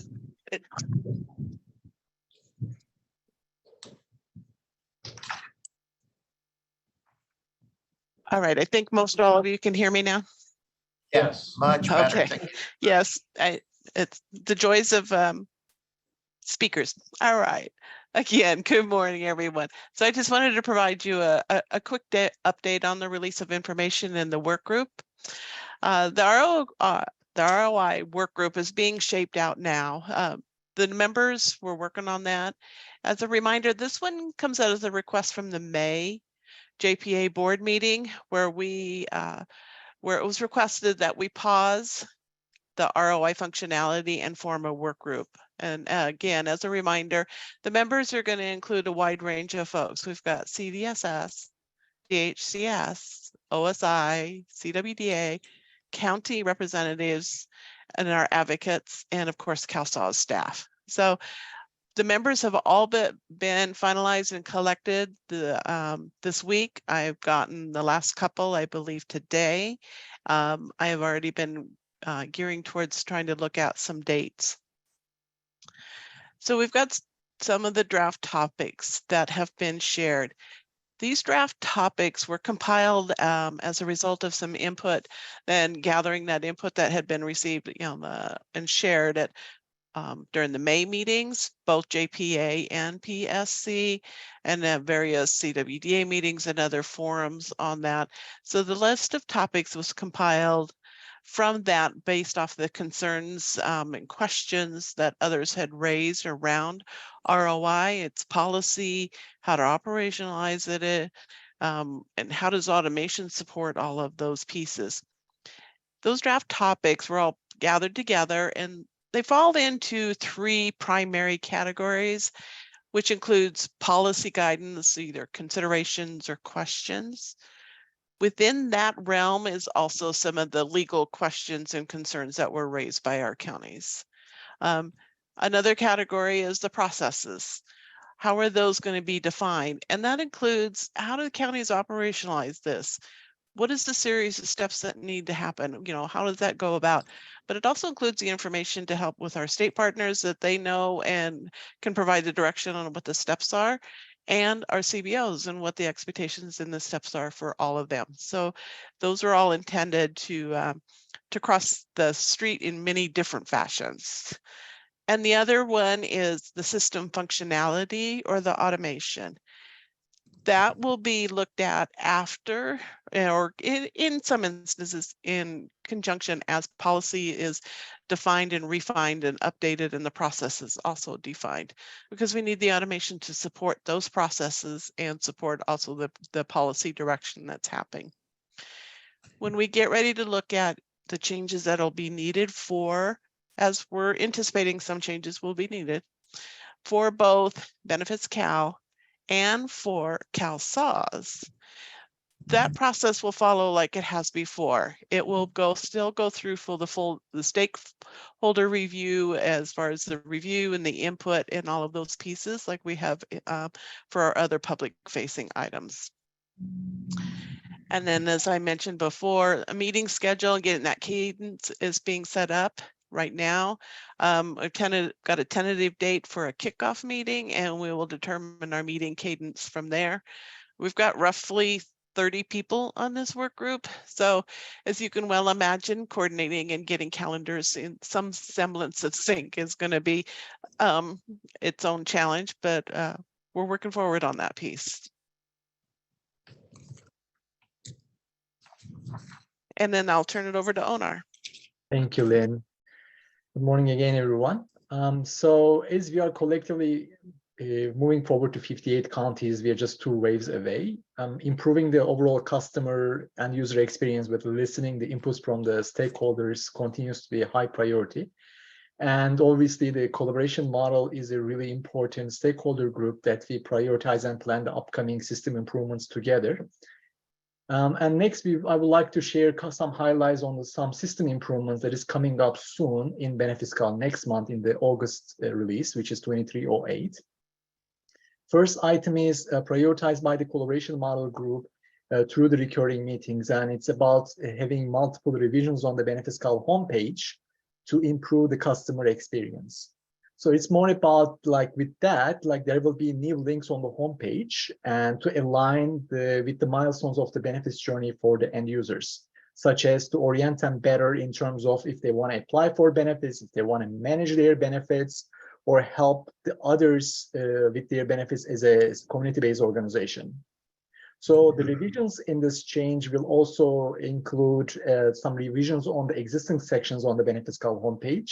We are going to include new cards and the graphics, update the headers or the text on the account creation pages to orient the users when they are coming up to the homepage to improve the overall user experience. And the next item is also coming next month in the August release in 2308 is about the announcements to improve the customer experience. And this was also prioritized by the collaboration model stakeholders as well. We will be adding a new page that so the users will be able to view all the announcements together on the benefits card. And also there will be revisions on the visual design of the announcements banner. And announcements will be also grouped based on categories. So if the user wants to browse through different types of announcements, they can do that instead of like, this will be more convenient for end users to see everything is going on or coming up as a heads up for them.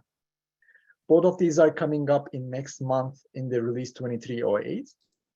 And on top of these, we have additional items coming up too, including additional help text for the primary applicants to add a tooltip on them on the program selection page to manage the expectations for them. So if they know that they are unlikely to be eligible in their because of their life situations or the conditions, but they're applying for their dependents, we are going to add some tooltips for them on the program selection page to manage their expectations. Last but not least, we have another improvement coming up on the customer dashboard on the renewals page to avoid the confusions. This is also coming up in August too. If the renewal or SAR 7 is already submitted and completed by the customer, and on the CalSAL side it is reviewed, meaning they're ready to run EDBC or it's complete, like EDBC accepted, it's going to reflect on the customer dashboard, so they don't have to confuse about the links and clicking and initiating again. So this is going to avoid a lot of confusion or resubmission renewals multiple times. With that, I think this was the last slide for the benefits call updates. Michael, I will be passing it back to you for any questions. Thank you, Owner. Any questions, comments from our board members or state partners on that presentation?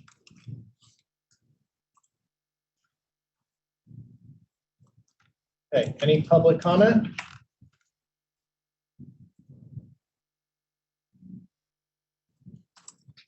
Okay. Hearing none, we'll go ahead and move on to our next item. Thank you to our presenters, Lynn and Owner, and Rachel as well. All right, I wanted to give the board a quick update about some stakeholder engagement, what's going on with drafting of supplemental reporting language. So during the budget session this past spring, both the Assembly and the Senate requested a dialogue with about CalSAW's stakeholder engagement, and they had a panel discussion on that. So the administration, CDSS, DHCS, OSI, CalSAW's, I was representing CalSAW's, CWDA, Kathy Senderling was representing CWDA, and the advocates were on a panel where this was the primary discussion. Of course, migration came out, where were we at on there, which system stability, but the primary was talking about concerns or questions related to stakeholder engagement. As a result of the dialogue in both the Assembly and the Senate,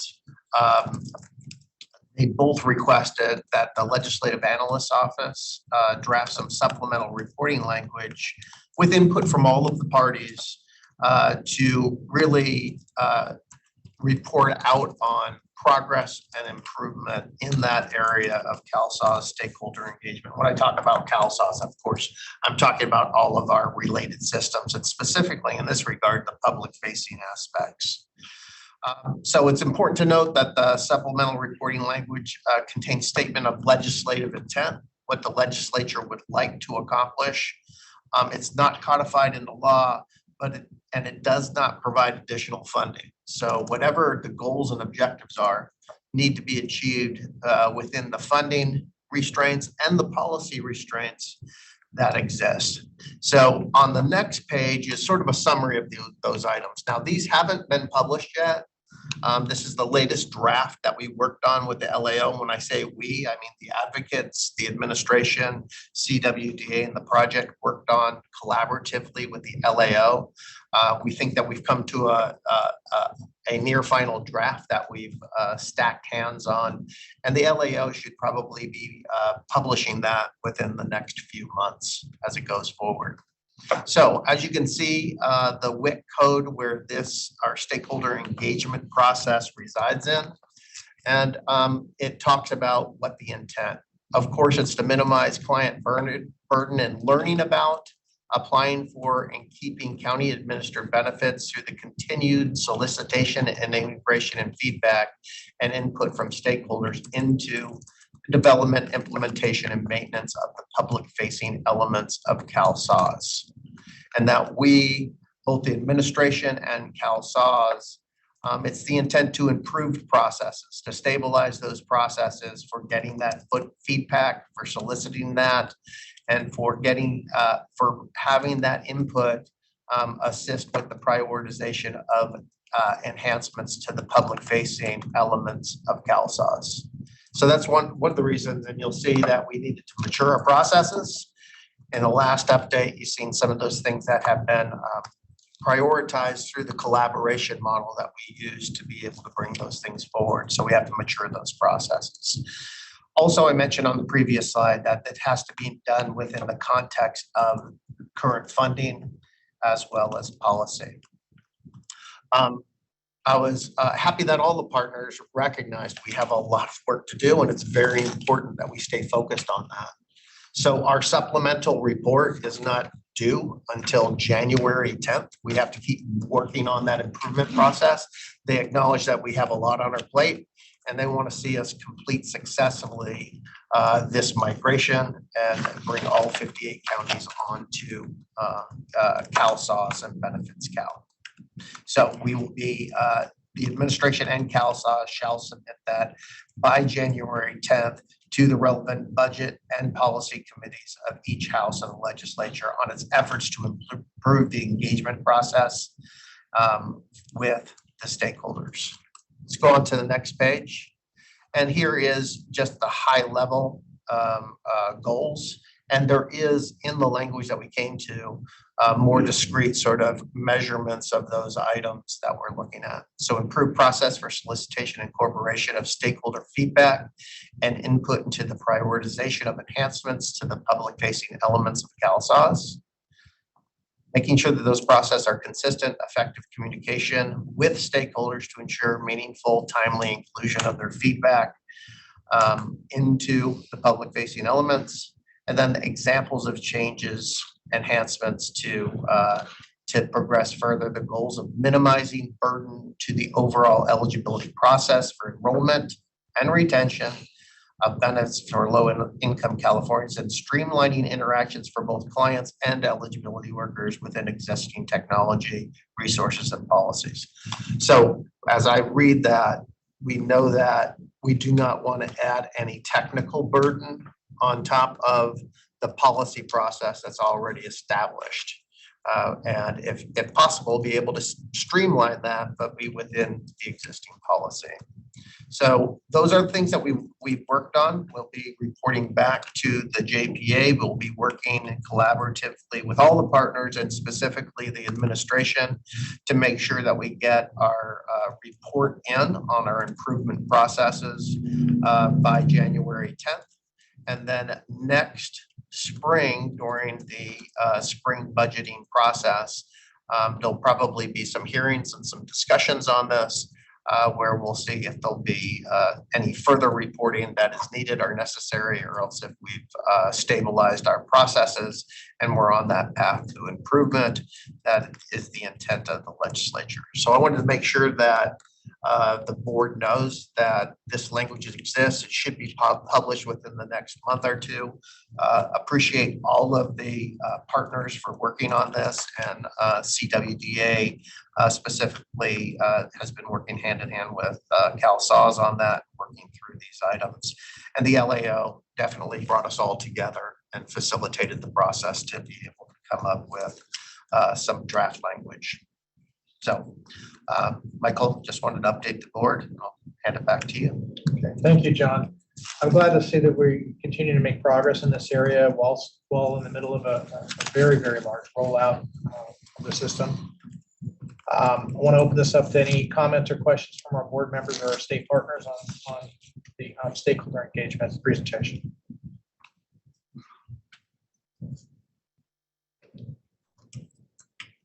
Okay, any public comment?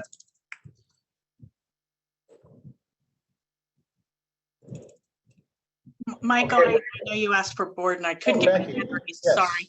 Actually, I'm fighting with my computer, you know. I just also wanted to echo, I appreciate the engagement. I know the voice of our stakeholders is important and that John has put that forward consistently on behalf of CalSAWS and the counties, and appreciate both that feedback and collaboration as you move forward on these projects. So thank you. Thank you. Thanks, Becky.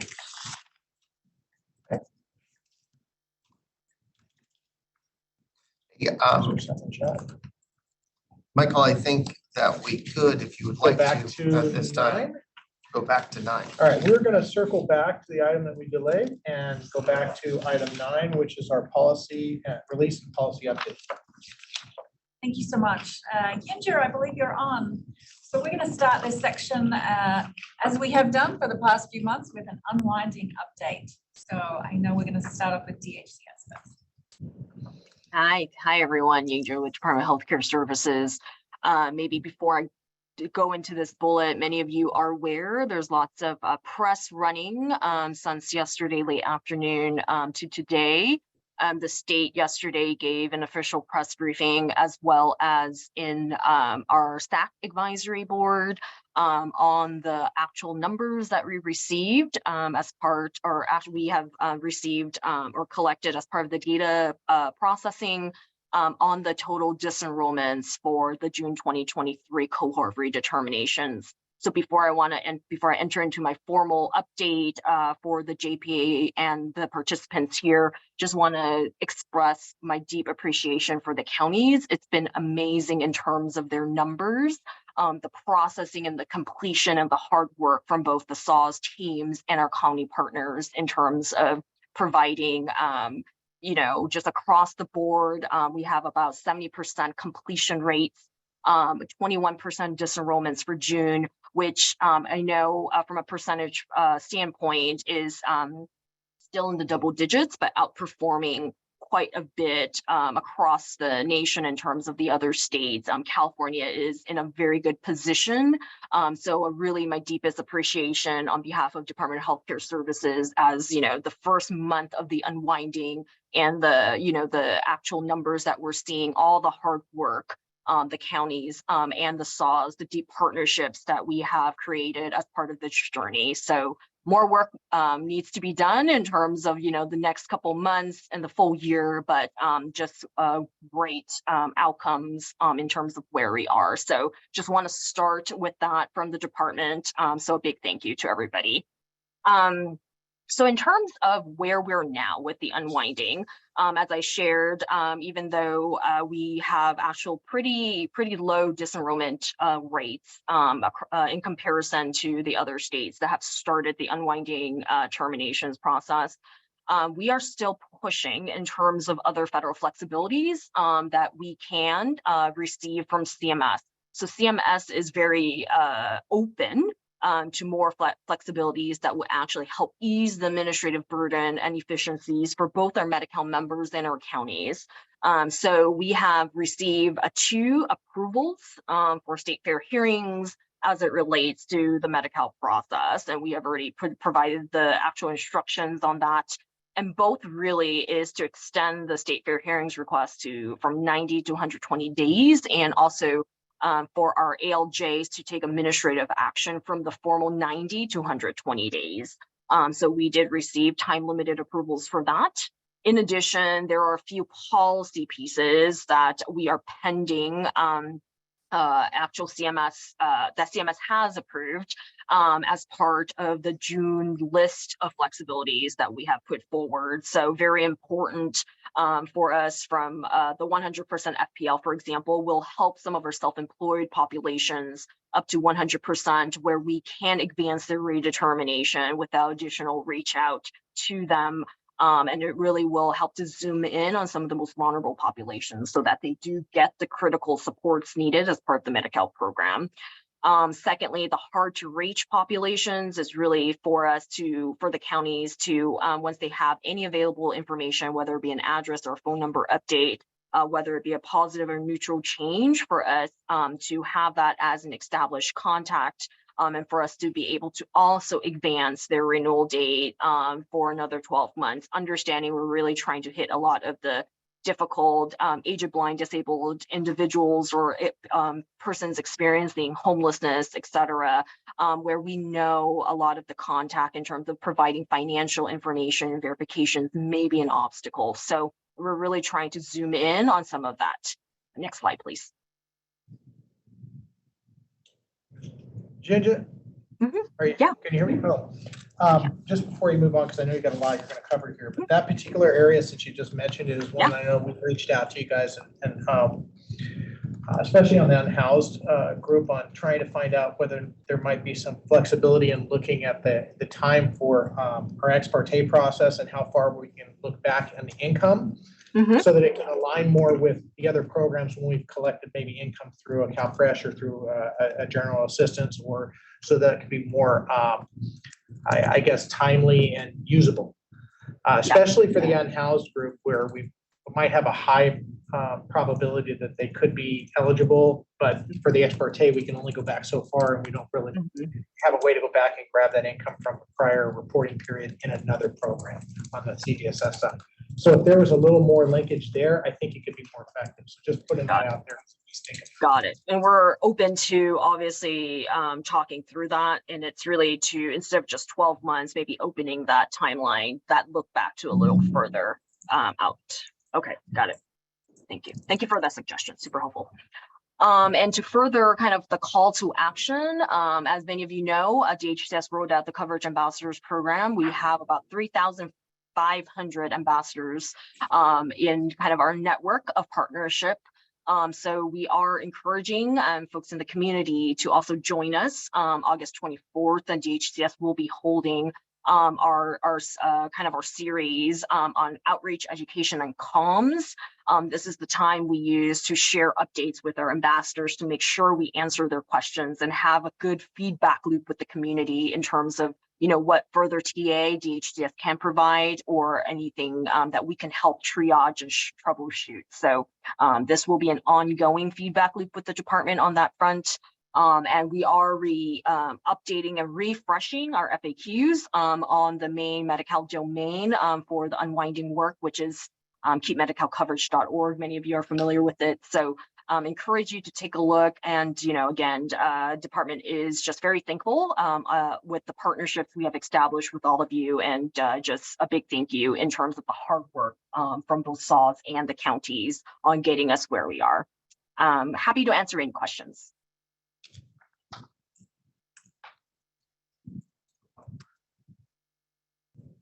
All right, I think I'll take over here and we'll keep going through with some additional updates for the unwinding.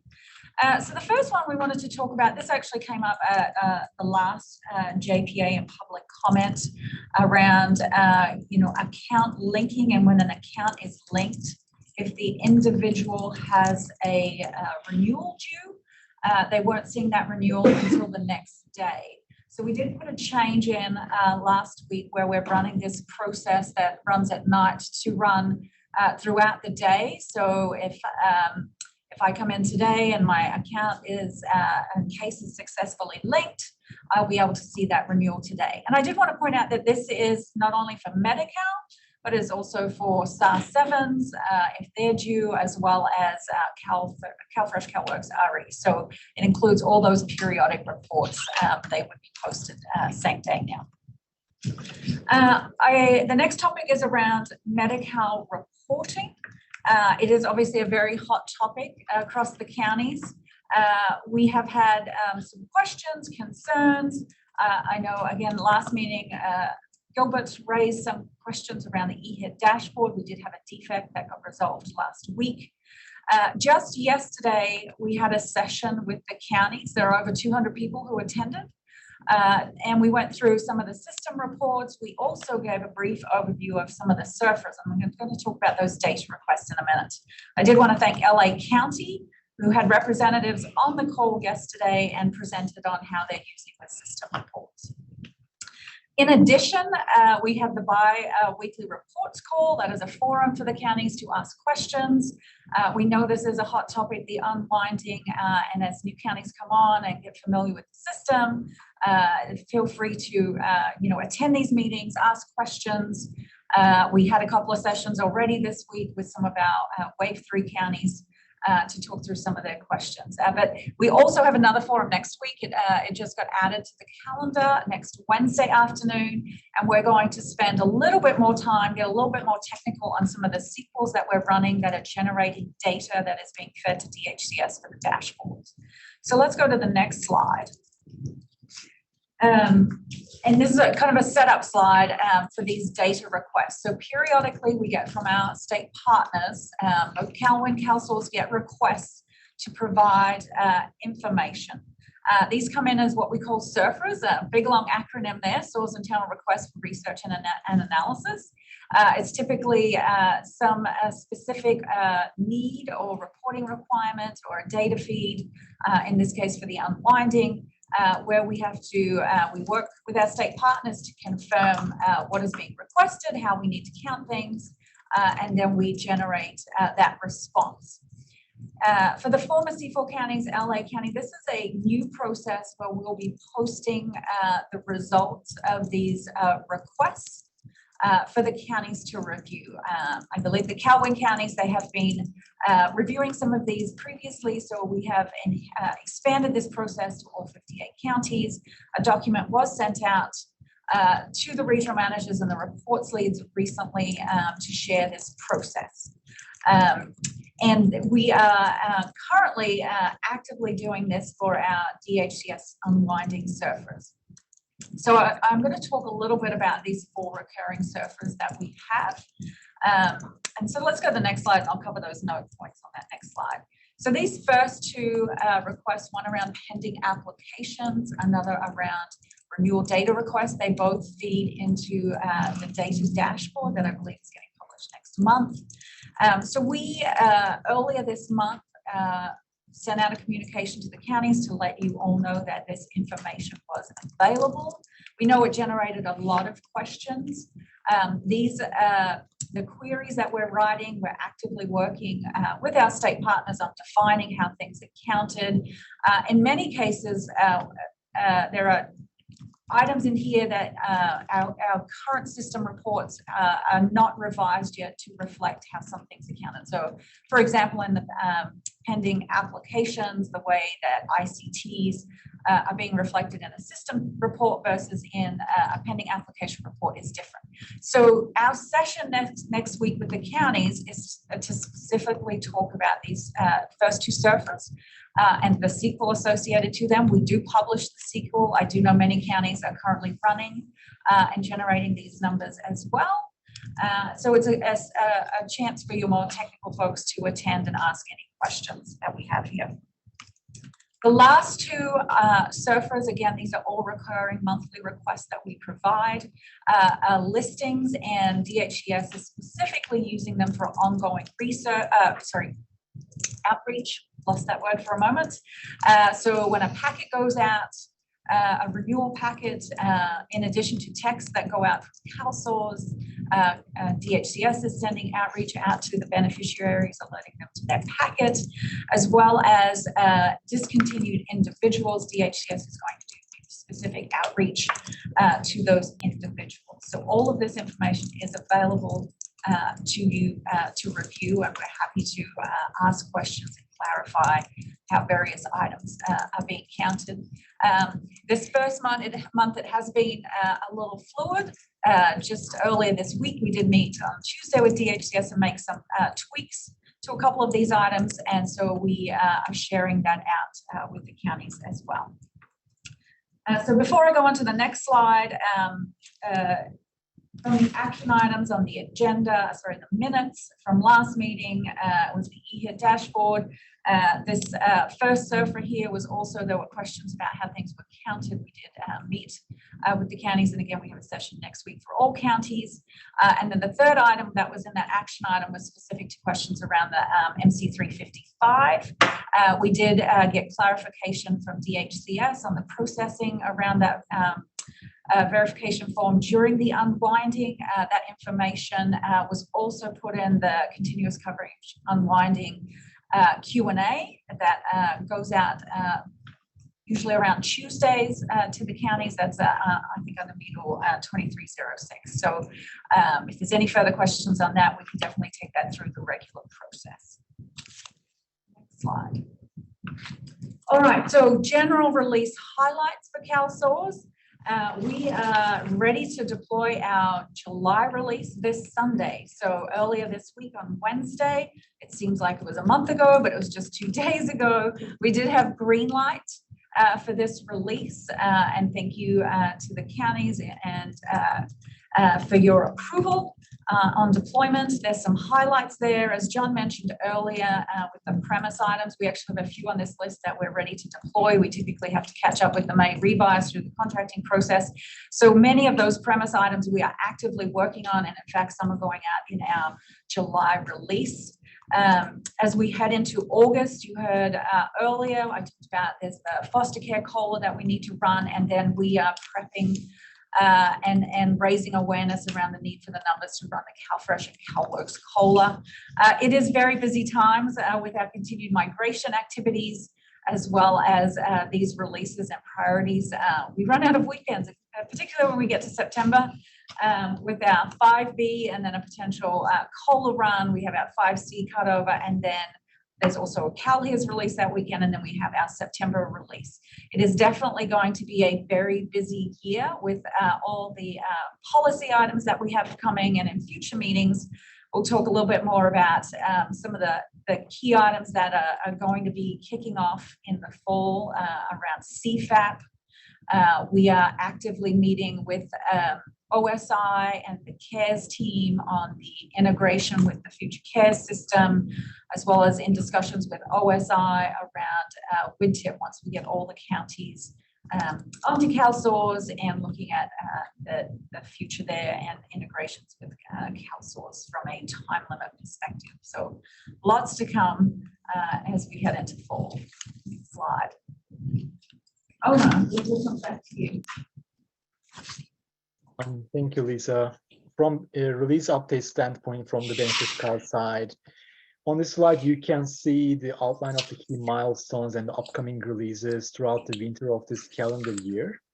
And also you can see the recurring quarterly collaboration model meetings that we have, as well as the Calvin waves and the monthly releases.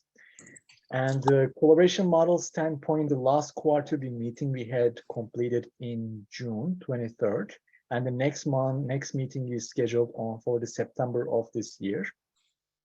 In addition to that, ongoing monthly releases has been going on. We completed the June 2306 release, and currently the 2307 is on its way, scheduled for next week on Thursday, July 27th. But in addition to these monthly release activities, as we covered in the beginning, Calvin update through the Calvin updates, we are very excited to serve Wave 4 counties. They are integrated to CalSource and the benefits call earlier this month.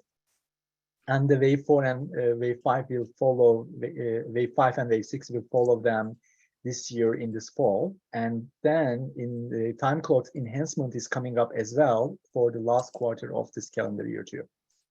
But in addition to this, you may recall from the previous JPA meeting we had the phase 2 of the communication and the marketing campaign has recently kicked off in the month of June. And we have the target completion date by this September 23 for that. And activities are currently in progress following the kickoff, and we are going to share more updates in the next month's JPA meeting. 2 items I would like to highlight for this upcoming July release, which is the 2307. It's about the change coming up by the 27 is improving the customer experience on the benefits call with regards to the help center, and the global search feature is coming added.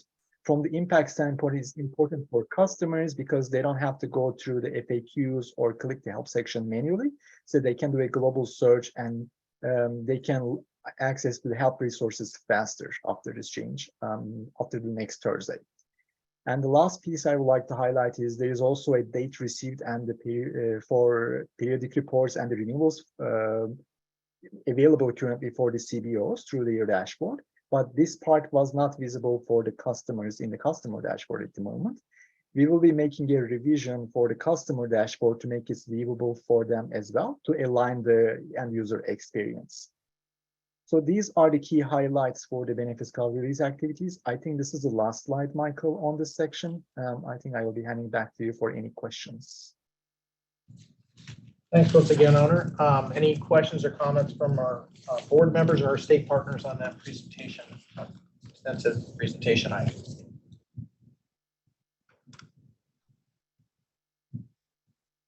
Hearing none, I don't see any hands.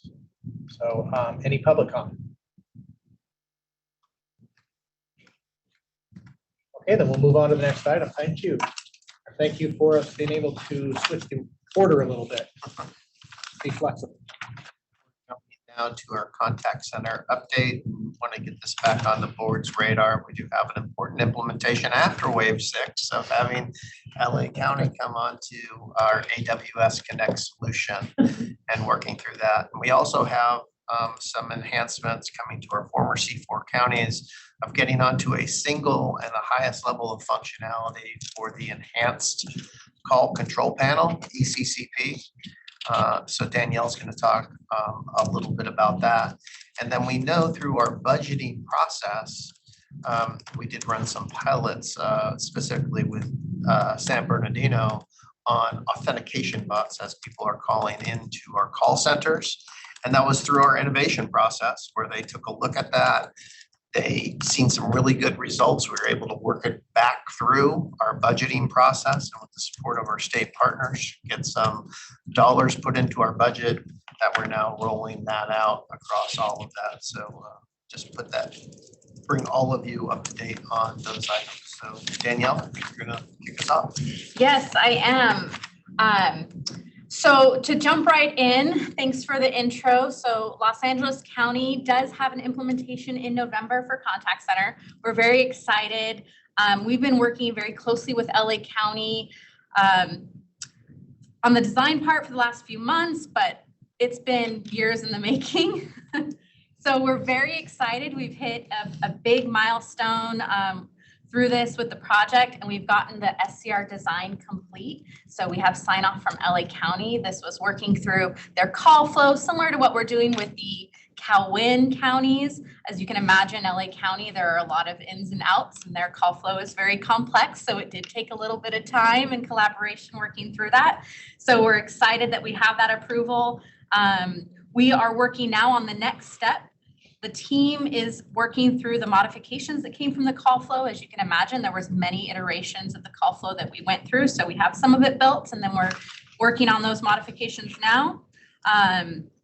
We've also, as Arnold said, wrapped up our performance testing. So we did have LA participation in that, and we thank the testers for being there and working with us. I know we changed the dates a couple times, but really was a great collaboration to work through.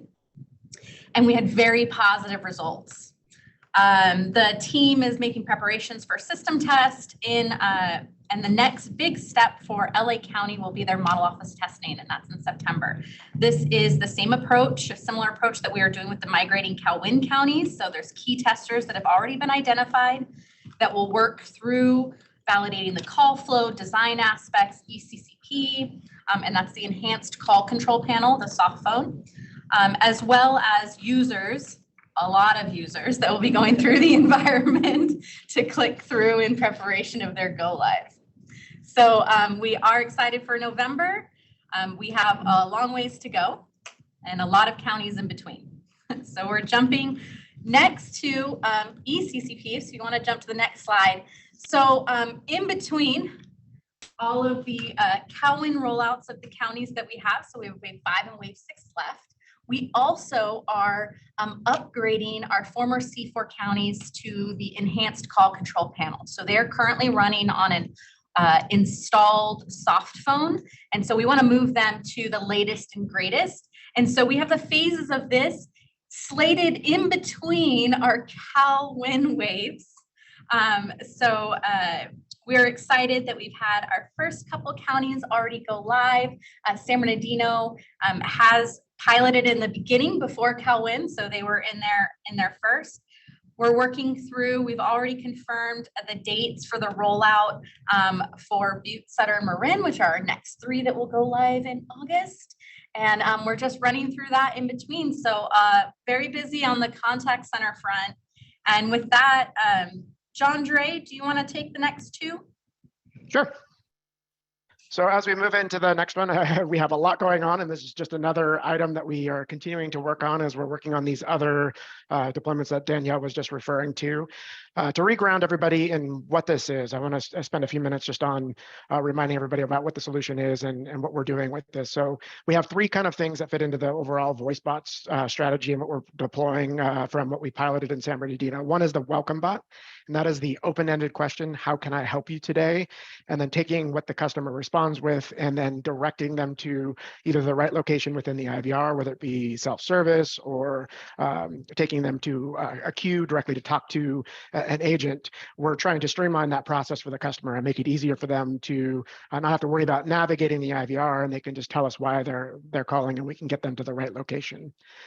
The second one on the list is the authentication bot, and that is basically taking the same questions that an agent would ask of the customer to authenticate the customer. And we ask 6 different types of information, from SSN and date of birth to case number, PIN, and driver's license and EBT card.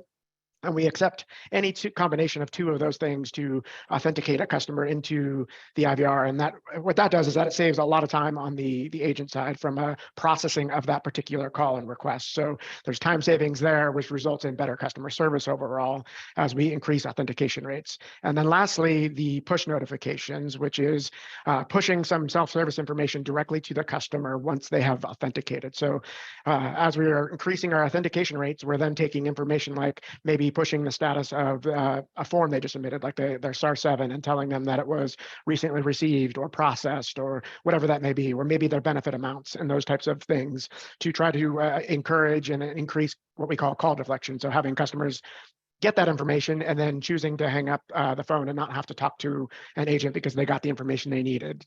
So as you can see on the timeline here, we've gone through a journey here. As we mentioned, we piloted this thing in San Bernardino County starting back in 2021. We've gone through those budget requests that Mr. Boulay had talked about, and we have been working on this project since October of last year. And we've currently done our first iteration of launching an upgrade in the technology, of refreshing our technology from Amazon Lex version 1 to Amazon Lex version 2. That happened in May with San Bernardino County. We upgraded the solution that we had already deployed for them and had that moving forward. And then we're continuing into the rollout with the other counties. And if we can move into the next slide, I'll give an update on where we're at with the rest of the counties. So since that May 15th date and rolling out that update to San Bernardino, we have recently gone live just a little over a week ago with Placer County and deployed the solution in their IVR. And to date, so far, we're seeing roughly a 24 to a 31% increase in authentication rates since we have deployed the solution. So we're already starting to see some positive impacts from deploying the solution in Placer County. And we're continuing to work on our next phases, which is Yolo and Shasta are coming up next quite quickly here in the next 7 days. And then we have our Sprint 3 counties that are coming up after that. So we're continuing to monitor the success and the progress of this as we go forward, as we launch each county to make sure it's providing the value and the results we expect. And we're also working with our next sprints beyond what we see on the slide here to schedule the next releases with our remaining counties with an overarching goal of wrapping up this project by the October-ish timeframe. And that is the update on this, and I'll turn it back over to you, Michael. Okay. Thanks, John, and thank you very much. This is extremely interesting to me, of course, and we really want to continue to try to drive this going forward.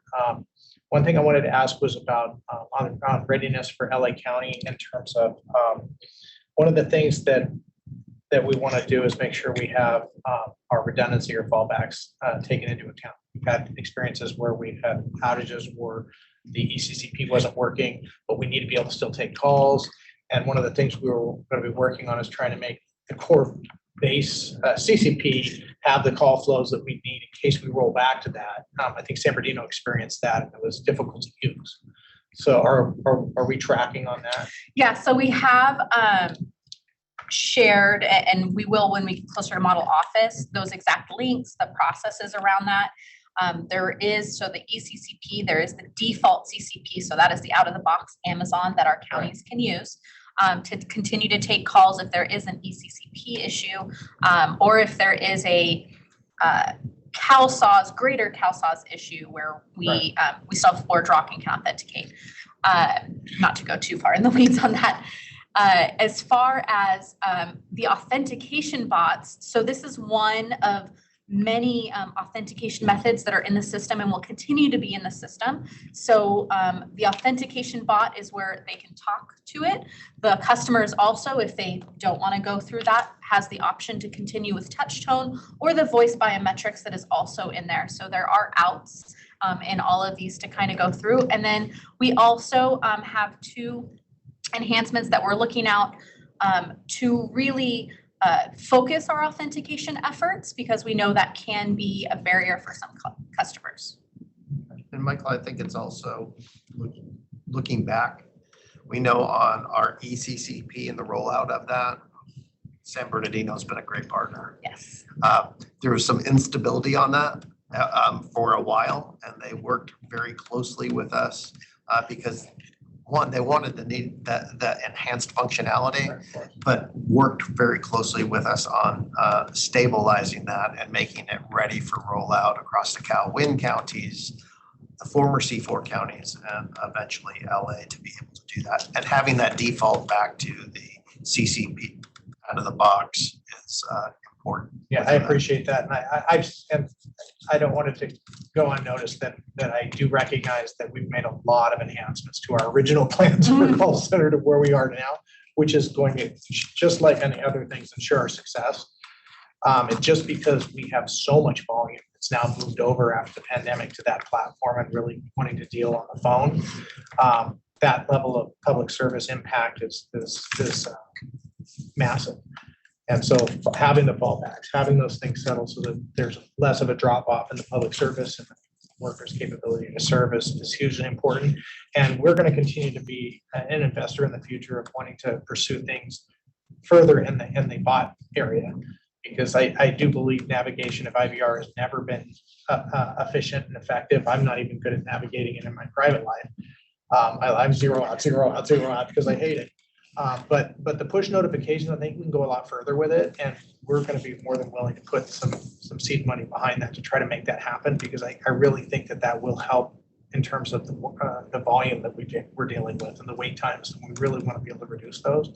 So we want to jump right in and start innovating, not for go live, but post go live to see where it can take us.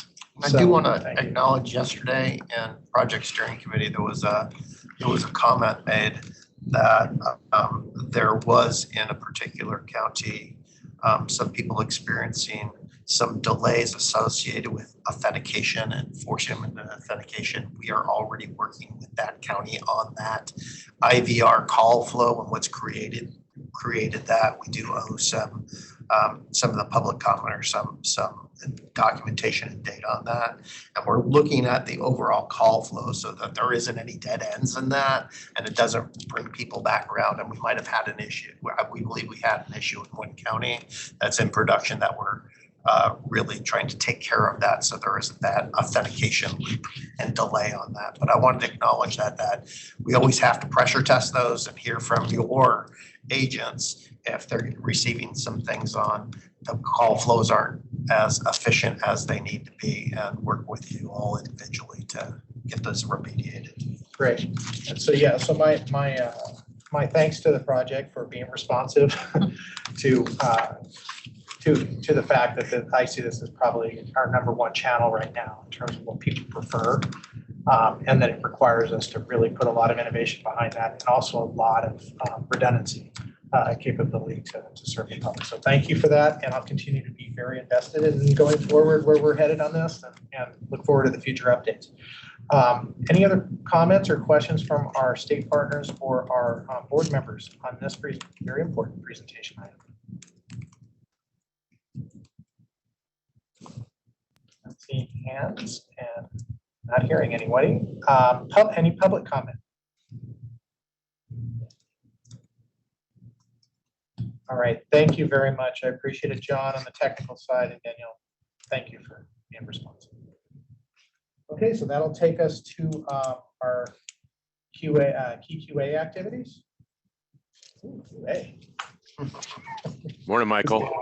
I was gonna say, is Dan around? Yes, sir. Dan Dean, project manager for the quality assurance team. And just to set context for those that might have be less familiar with our services, the team, whether it's CalSAWS or Benefits Cal or OCAT imaging and call center, we work across all subsystems with all 4 delivery partners in all phases of the project, starting with contracts through design and testing, to production operations, implementation support, PMO activities like risk management and work planning. Also, we, in addition to migration, are part of the M&O reviews as well. So this slide is just representing the key activities over the past month, and I'll also highlight a few things that are upcoming. The first third of this chart, the light blue section, highlights activities on the functional and test team. Each of our delivery partners, as well as the counties and consortium, participate in test, and QA has a parallel effort called independent test. The 2 main pullouts from this are that the 2307 release, the general release for Core CalSAWS, was greenlit on Wednesday and will be rolling out this weekend. And then the second line there, specific to Benefits Cal County configurations, our team is working with each of those new wave counties as they prepare for go live to confirm their offices are set up, the programs are mapped appropriately, so as applications come in from the field, they're routed to the right place at go live. The middle section there covers our technical activities and those highlights. The first 2 boxes cover 24 different SLAs that cover both CalSAWS and the imaging system. And my soundbite there that you might have heard earlier from John is post wave 4, the system has gotten bigger than ever before. We're up to 100 billion rows of data, and batch is going faster than we have seen before. So kudos to the delivery partners as they continue to tune and react to the challenges associated with quite large scaling activities. We'll continue to pay attention to that as we grow in wave 5 and wave 6. Dawn and Jeremy highlighted the June outages. Those are the 3 system-wide impacts you see listed there. And then the last box under technology handles call center activities. As with on the Benefits Cal side, where we work with counties to confirm readiness for go live, on the call center side, we work through 23 different scripts covering 16 pieces of functionality in the call center to confirm counties are ready for that go live as well. In the bottom box associated with the migration of the Cowan counties, the number in the lower left there is 64 CDV testers. That was from wave 5. That activity occurred from June 19th to June 30th. CDV is county data validation. It's the county's opportunity to test the functionality with the latest cut of their data before go live. For wave 4, we had about 80 county testers. The model's roughly 20 county participants per county. We had 4 counties in wave 4. With wave 5, we have 3 counties. So kudos to the county and their engagement. That number of 64 exceeds what we typically find, which is great. Post county data validation, we always work with all of those testers on a triage activity with both consortium and our delivery partners. And these can go a number of different ways. Often they're highlighting clarifications the counties are seeking and how the data looks different or the functionality is different between CalWIN and CalSAWS so they can be better prepared for go live. Sometimes this results in updates to training content. Sometimes it can be as simple as a CIT. Sometimes they're referencing existing things that are in our backlog, either as enhancements or defects, and sometimes they're new findings that we work through and triage with the teams. Prior to go live, the priority 1 and 2 defects are resolved as a condition of go live, so we continue to work through those items as well.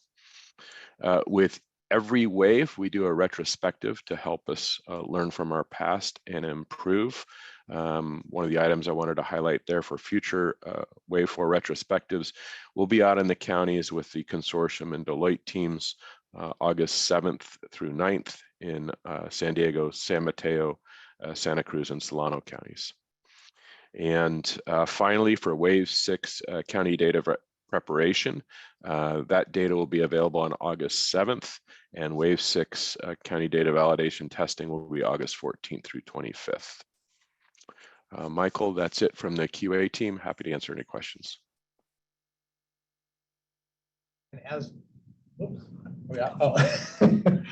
I was talking on mute. Thank you, Dan, appreciate it. You know, I have an affinity for our QA, and so please make sure the batch is real.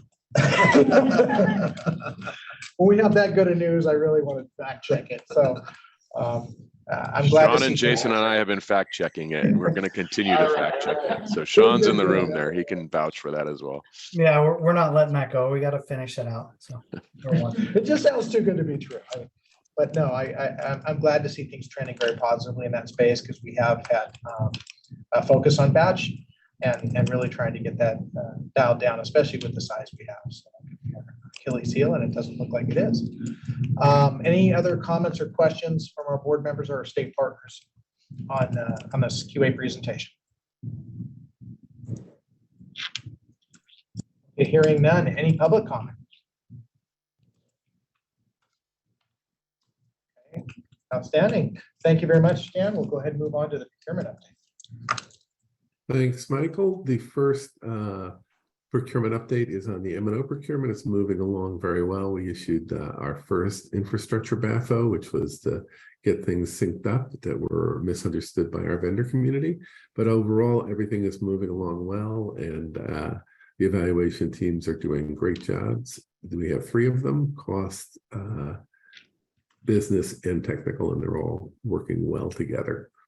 The next procurement is the benefit scale re-procurement. We're in the process of socializing the requirements and refining those based on input from stakeholders, state partners, consortium staff, etc. And that's going along according to schedule. Next is the AWS contract through the Omnia partners, and that is moving through the review process. We are hoping to have either approval ready for the board on August 18th or a tentative approval from the state and federal partners for an effective date of September 1. We're also looking at contingencies in case we need to move that a couple of weeks. It'll still be on a month end to make the accounting easier for the current way we use AWS and the future way we use AWS. Those are the procurement updates. Michael, back to you. Thank you, Tom. That last one, I believe I asked that before, but this is an avenue where we should be able to get better pricing than we have in the past. Not that we had bad pricing, but this is actually supposed to be a better aggregator. Yeah, this is significantly better pricing.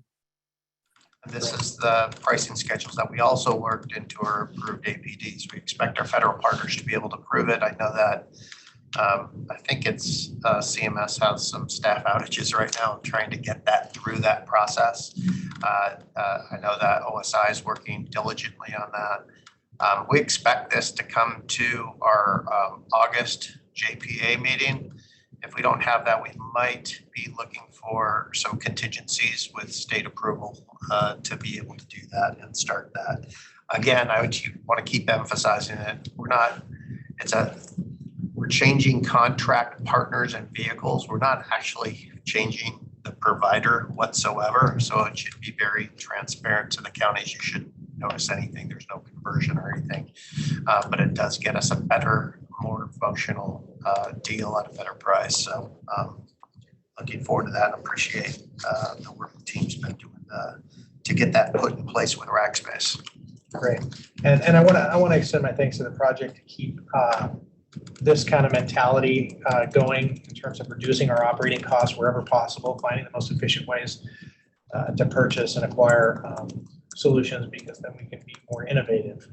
Reducing our OpEx and increasing our DevEx is really hugely important. So thank you guys for having that. I know that that's not often what people pay attention to, but it is the stuff that can make a project successful and meeting the needs for our customers. So thank you on that.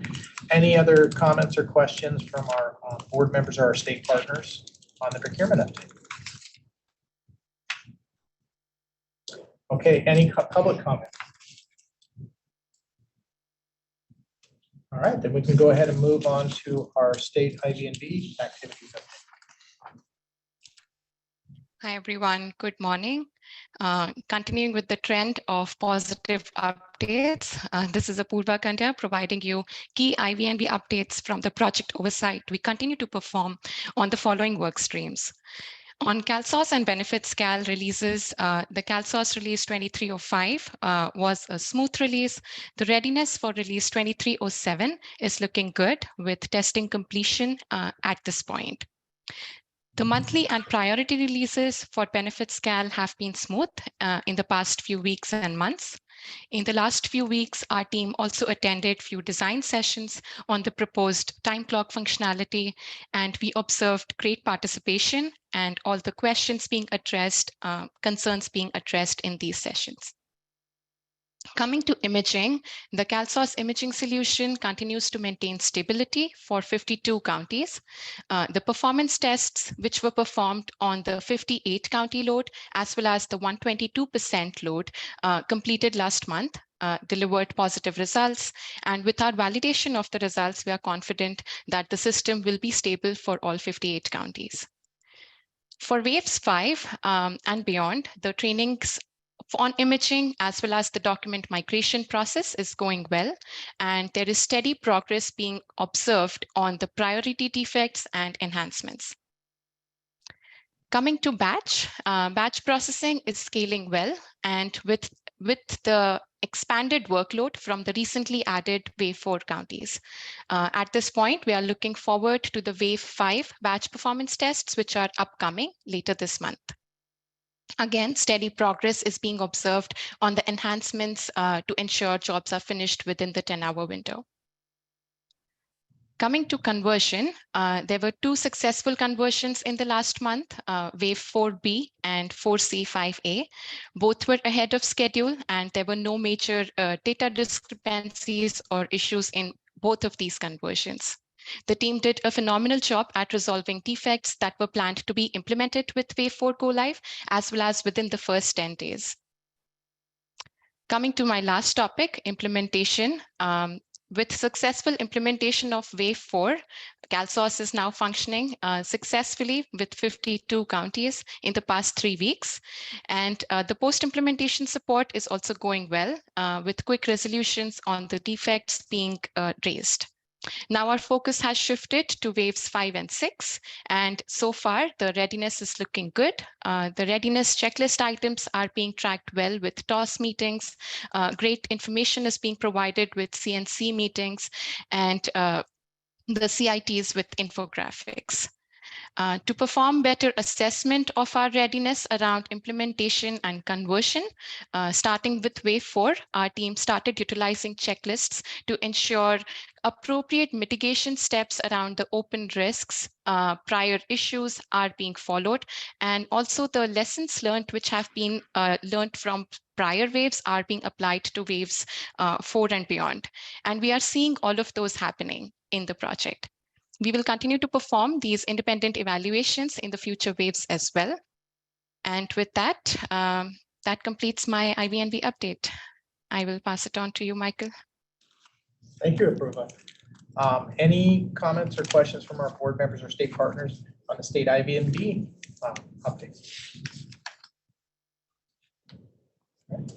None? Any public comment?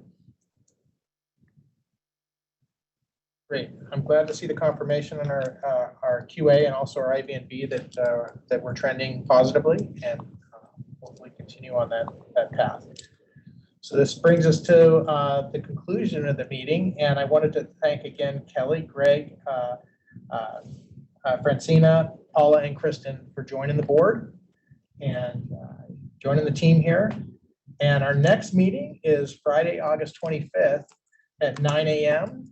So hopefully we'll be able to, I don't want you to count on this so we can get out early every time, but I want some credit to the whole team that we actually were able to sort of beat our timeline this time and still have very robust discussions along the way. John, is there any other parting comments you have for anyone? All right, then without that, you guys have roughly 30 minutes back in your calendar. Thank you very much, everyone, and enjoy the rest of your Friday. Thank you. Thanks. Thank you. Thank you. Have a nice weekend, everyone. Stay Same to you. cool. Bye-bye. Everybody.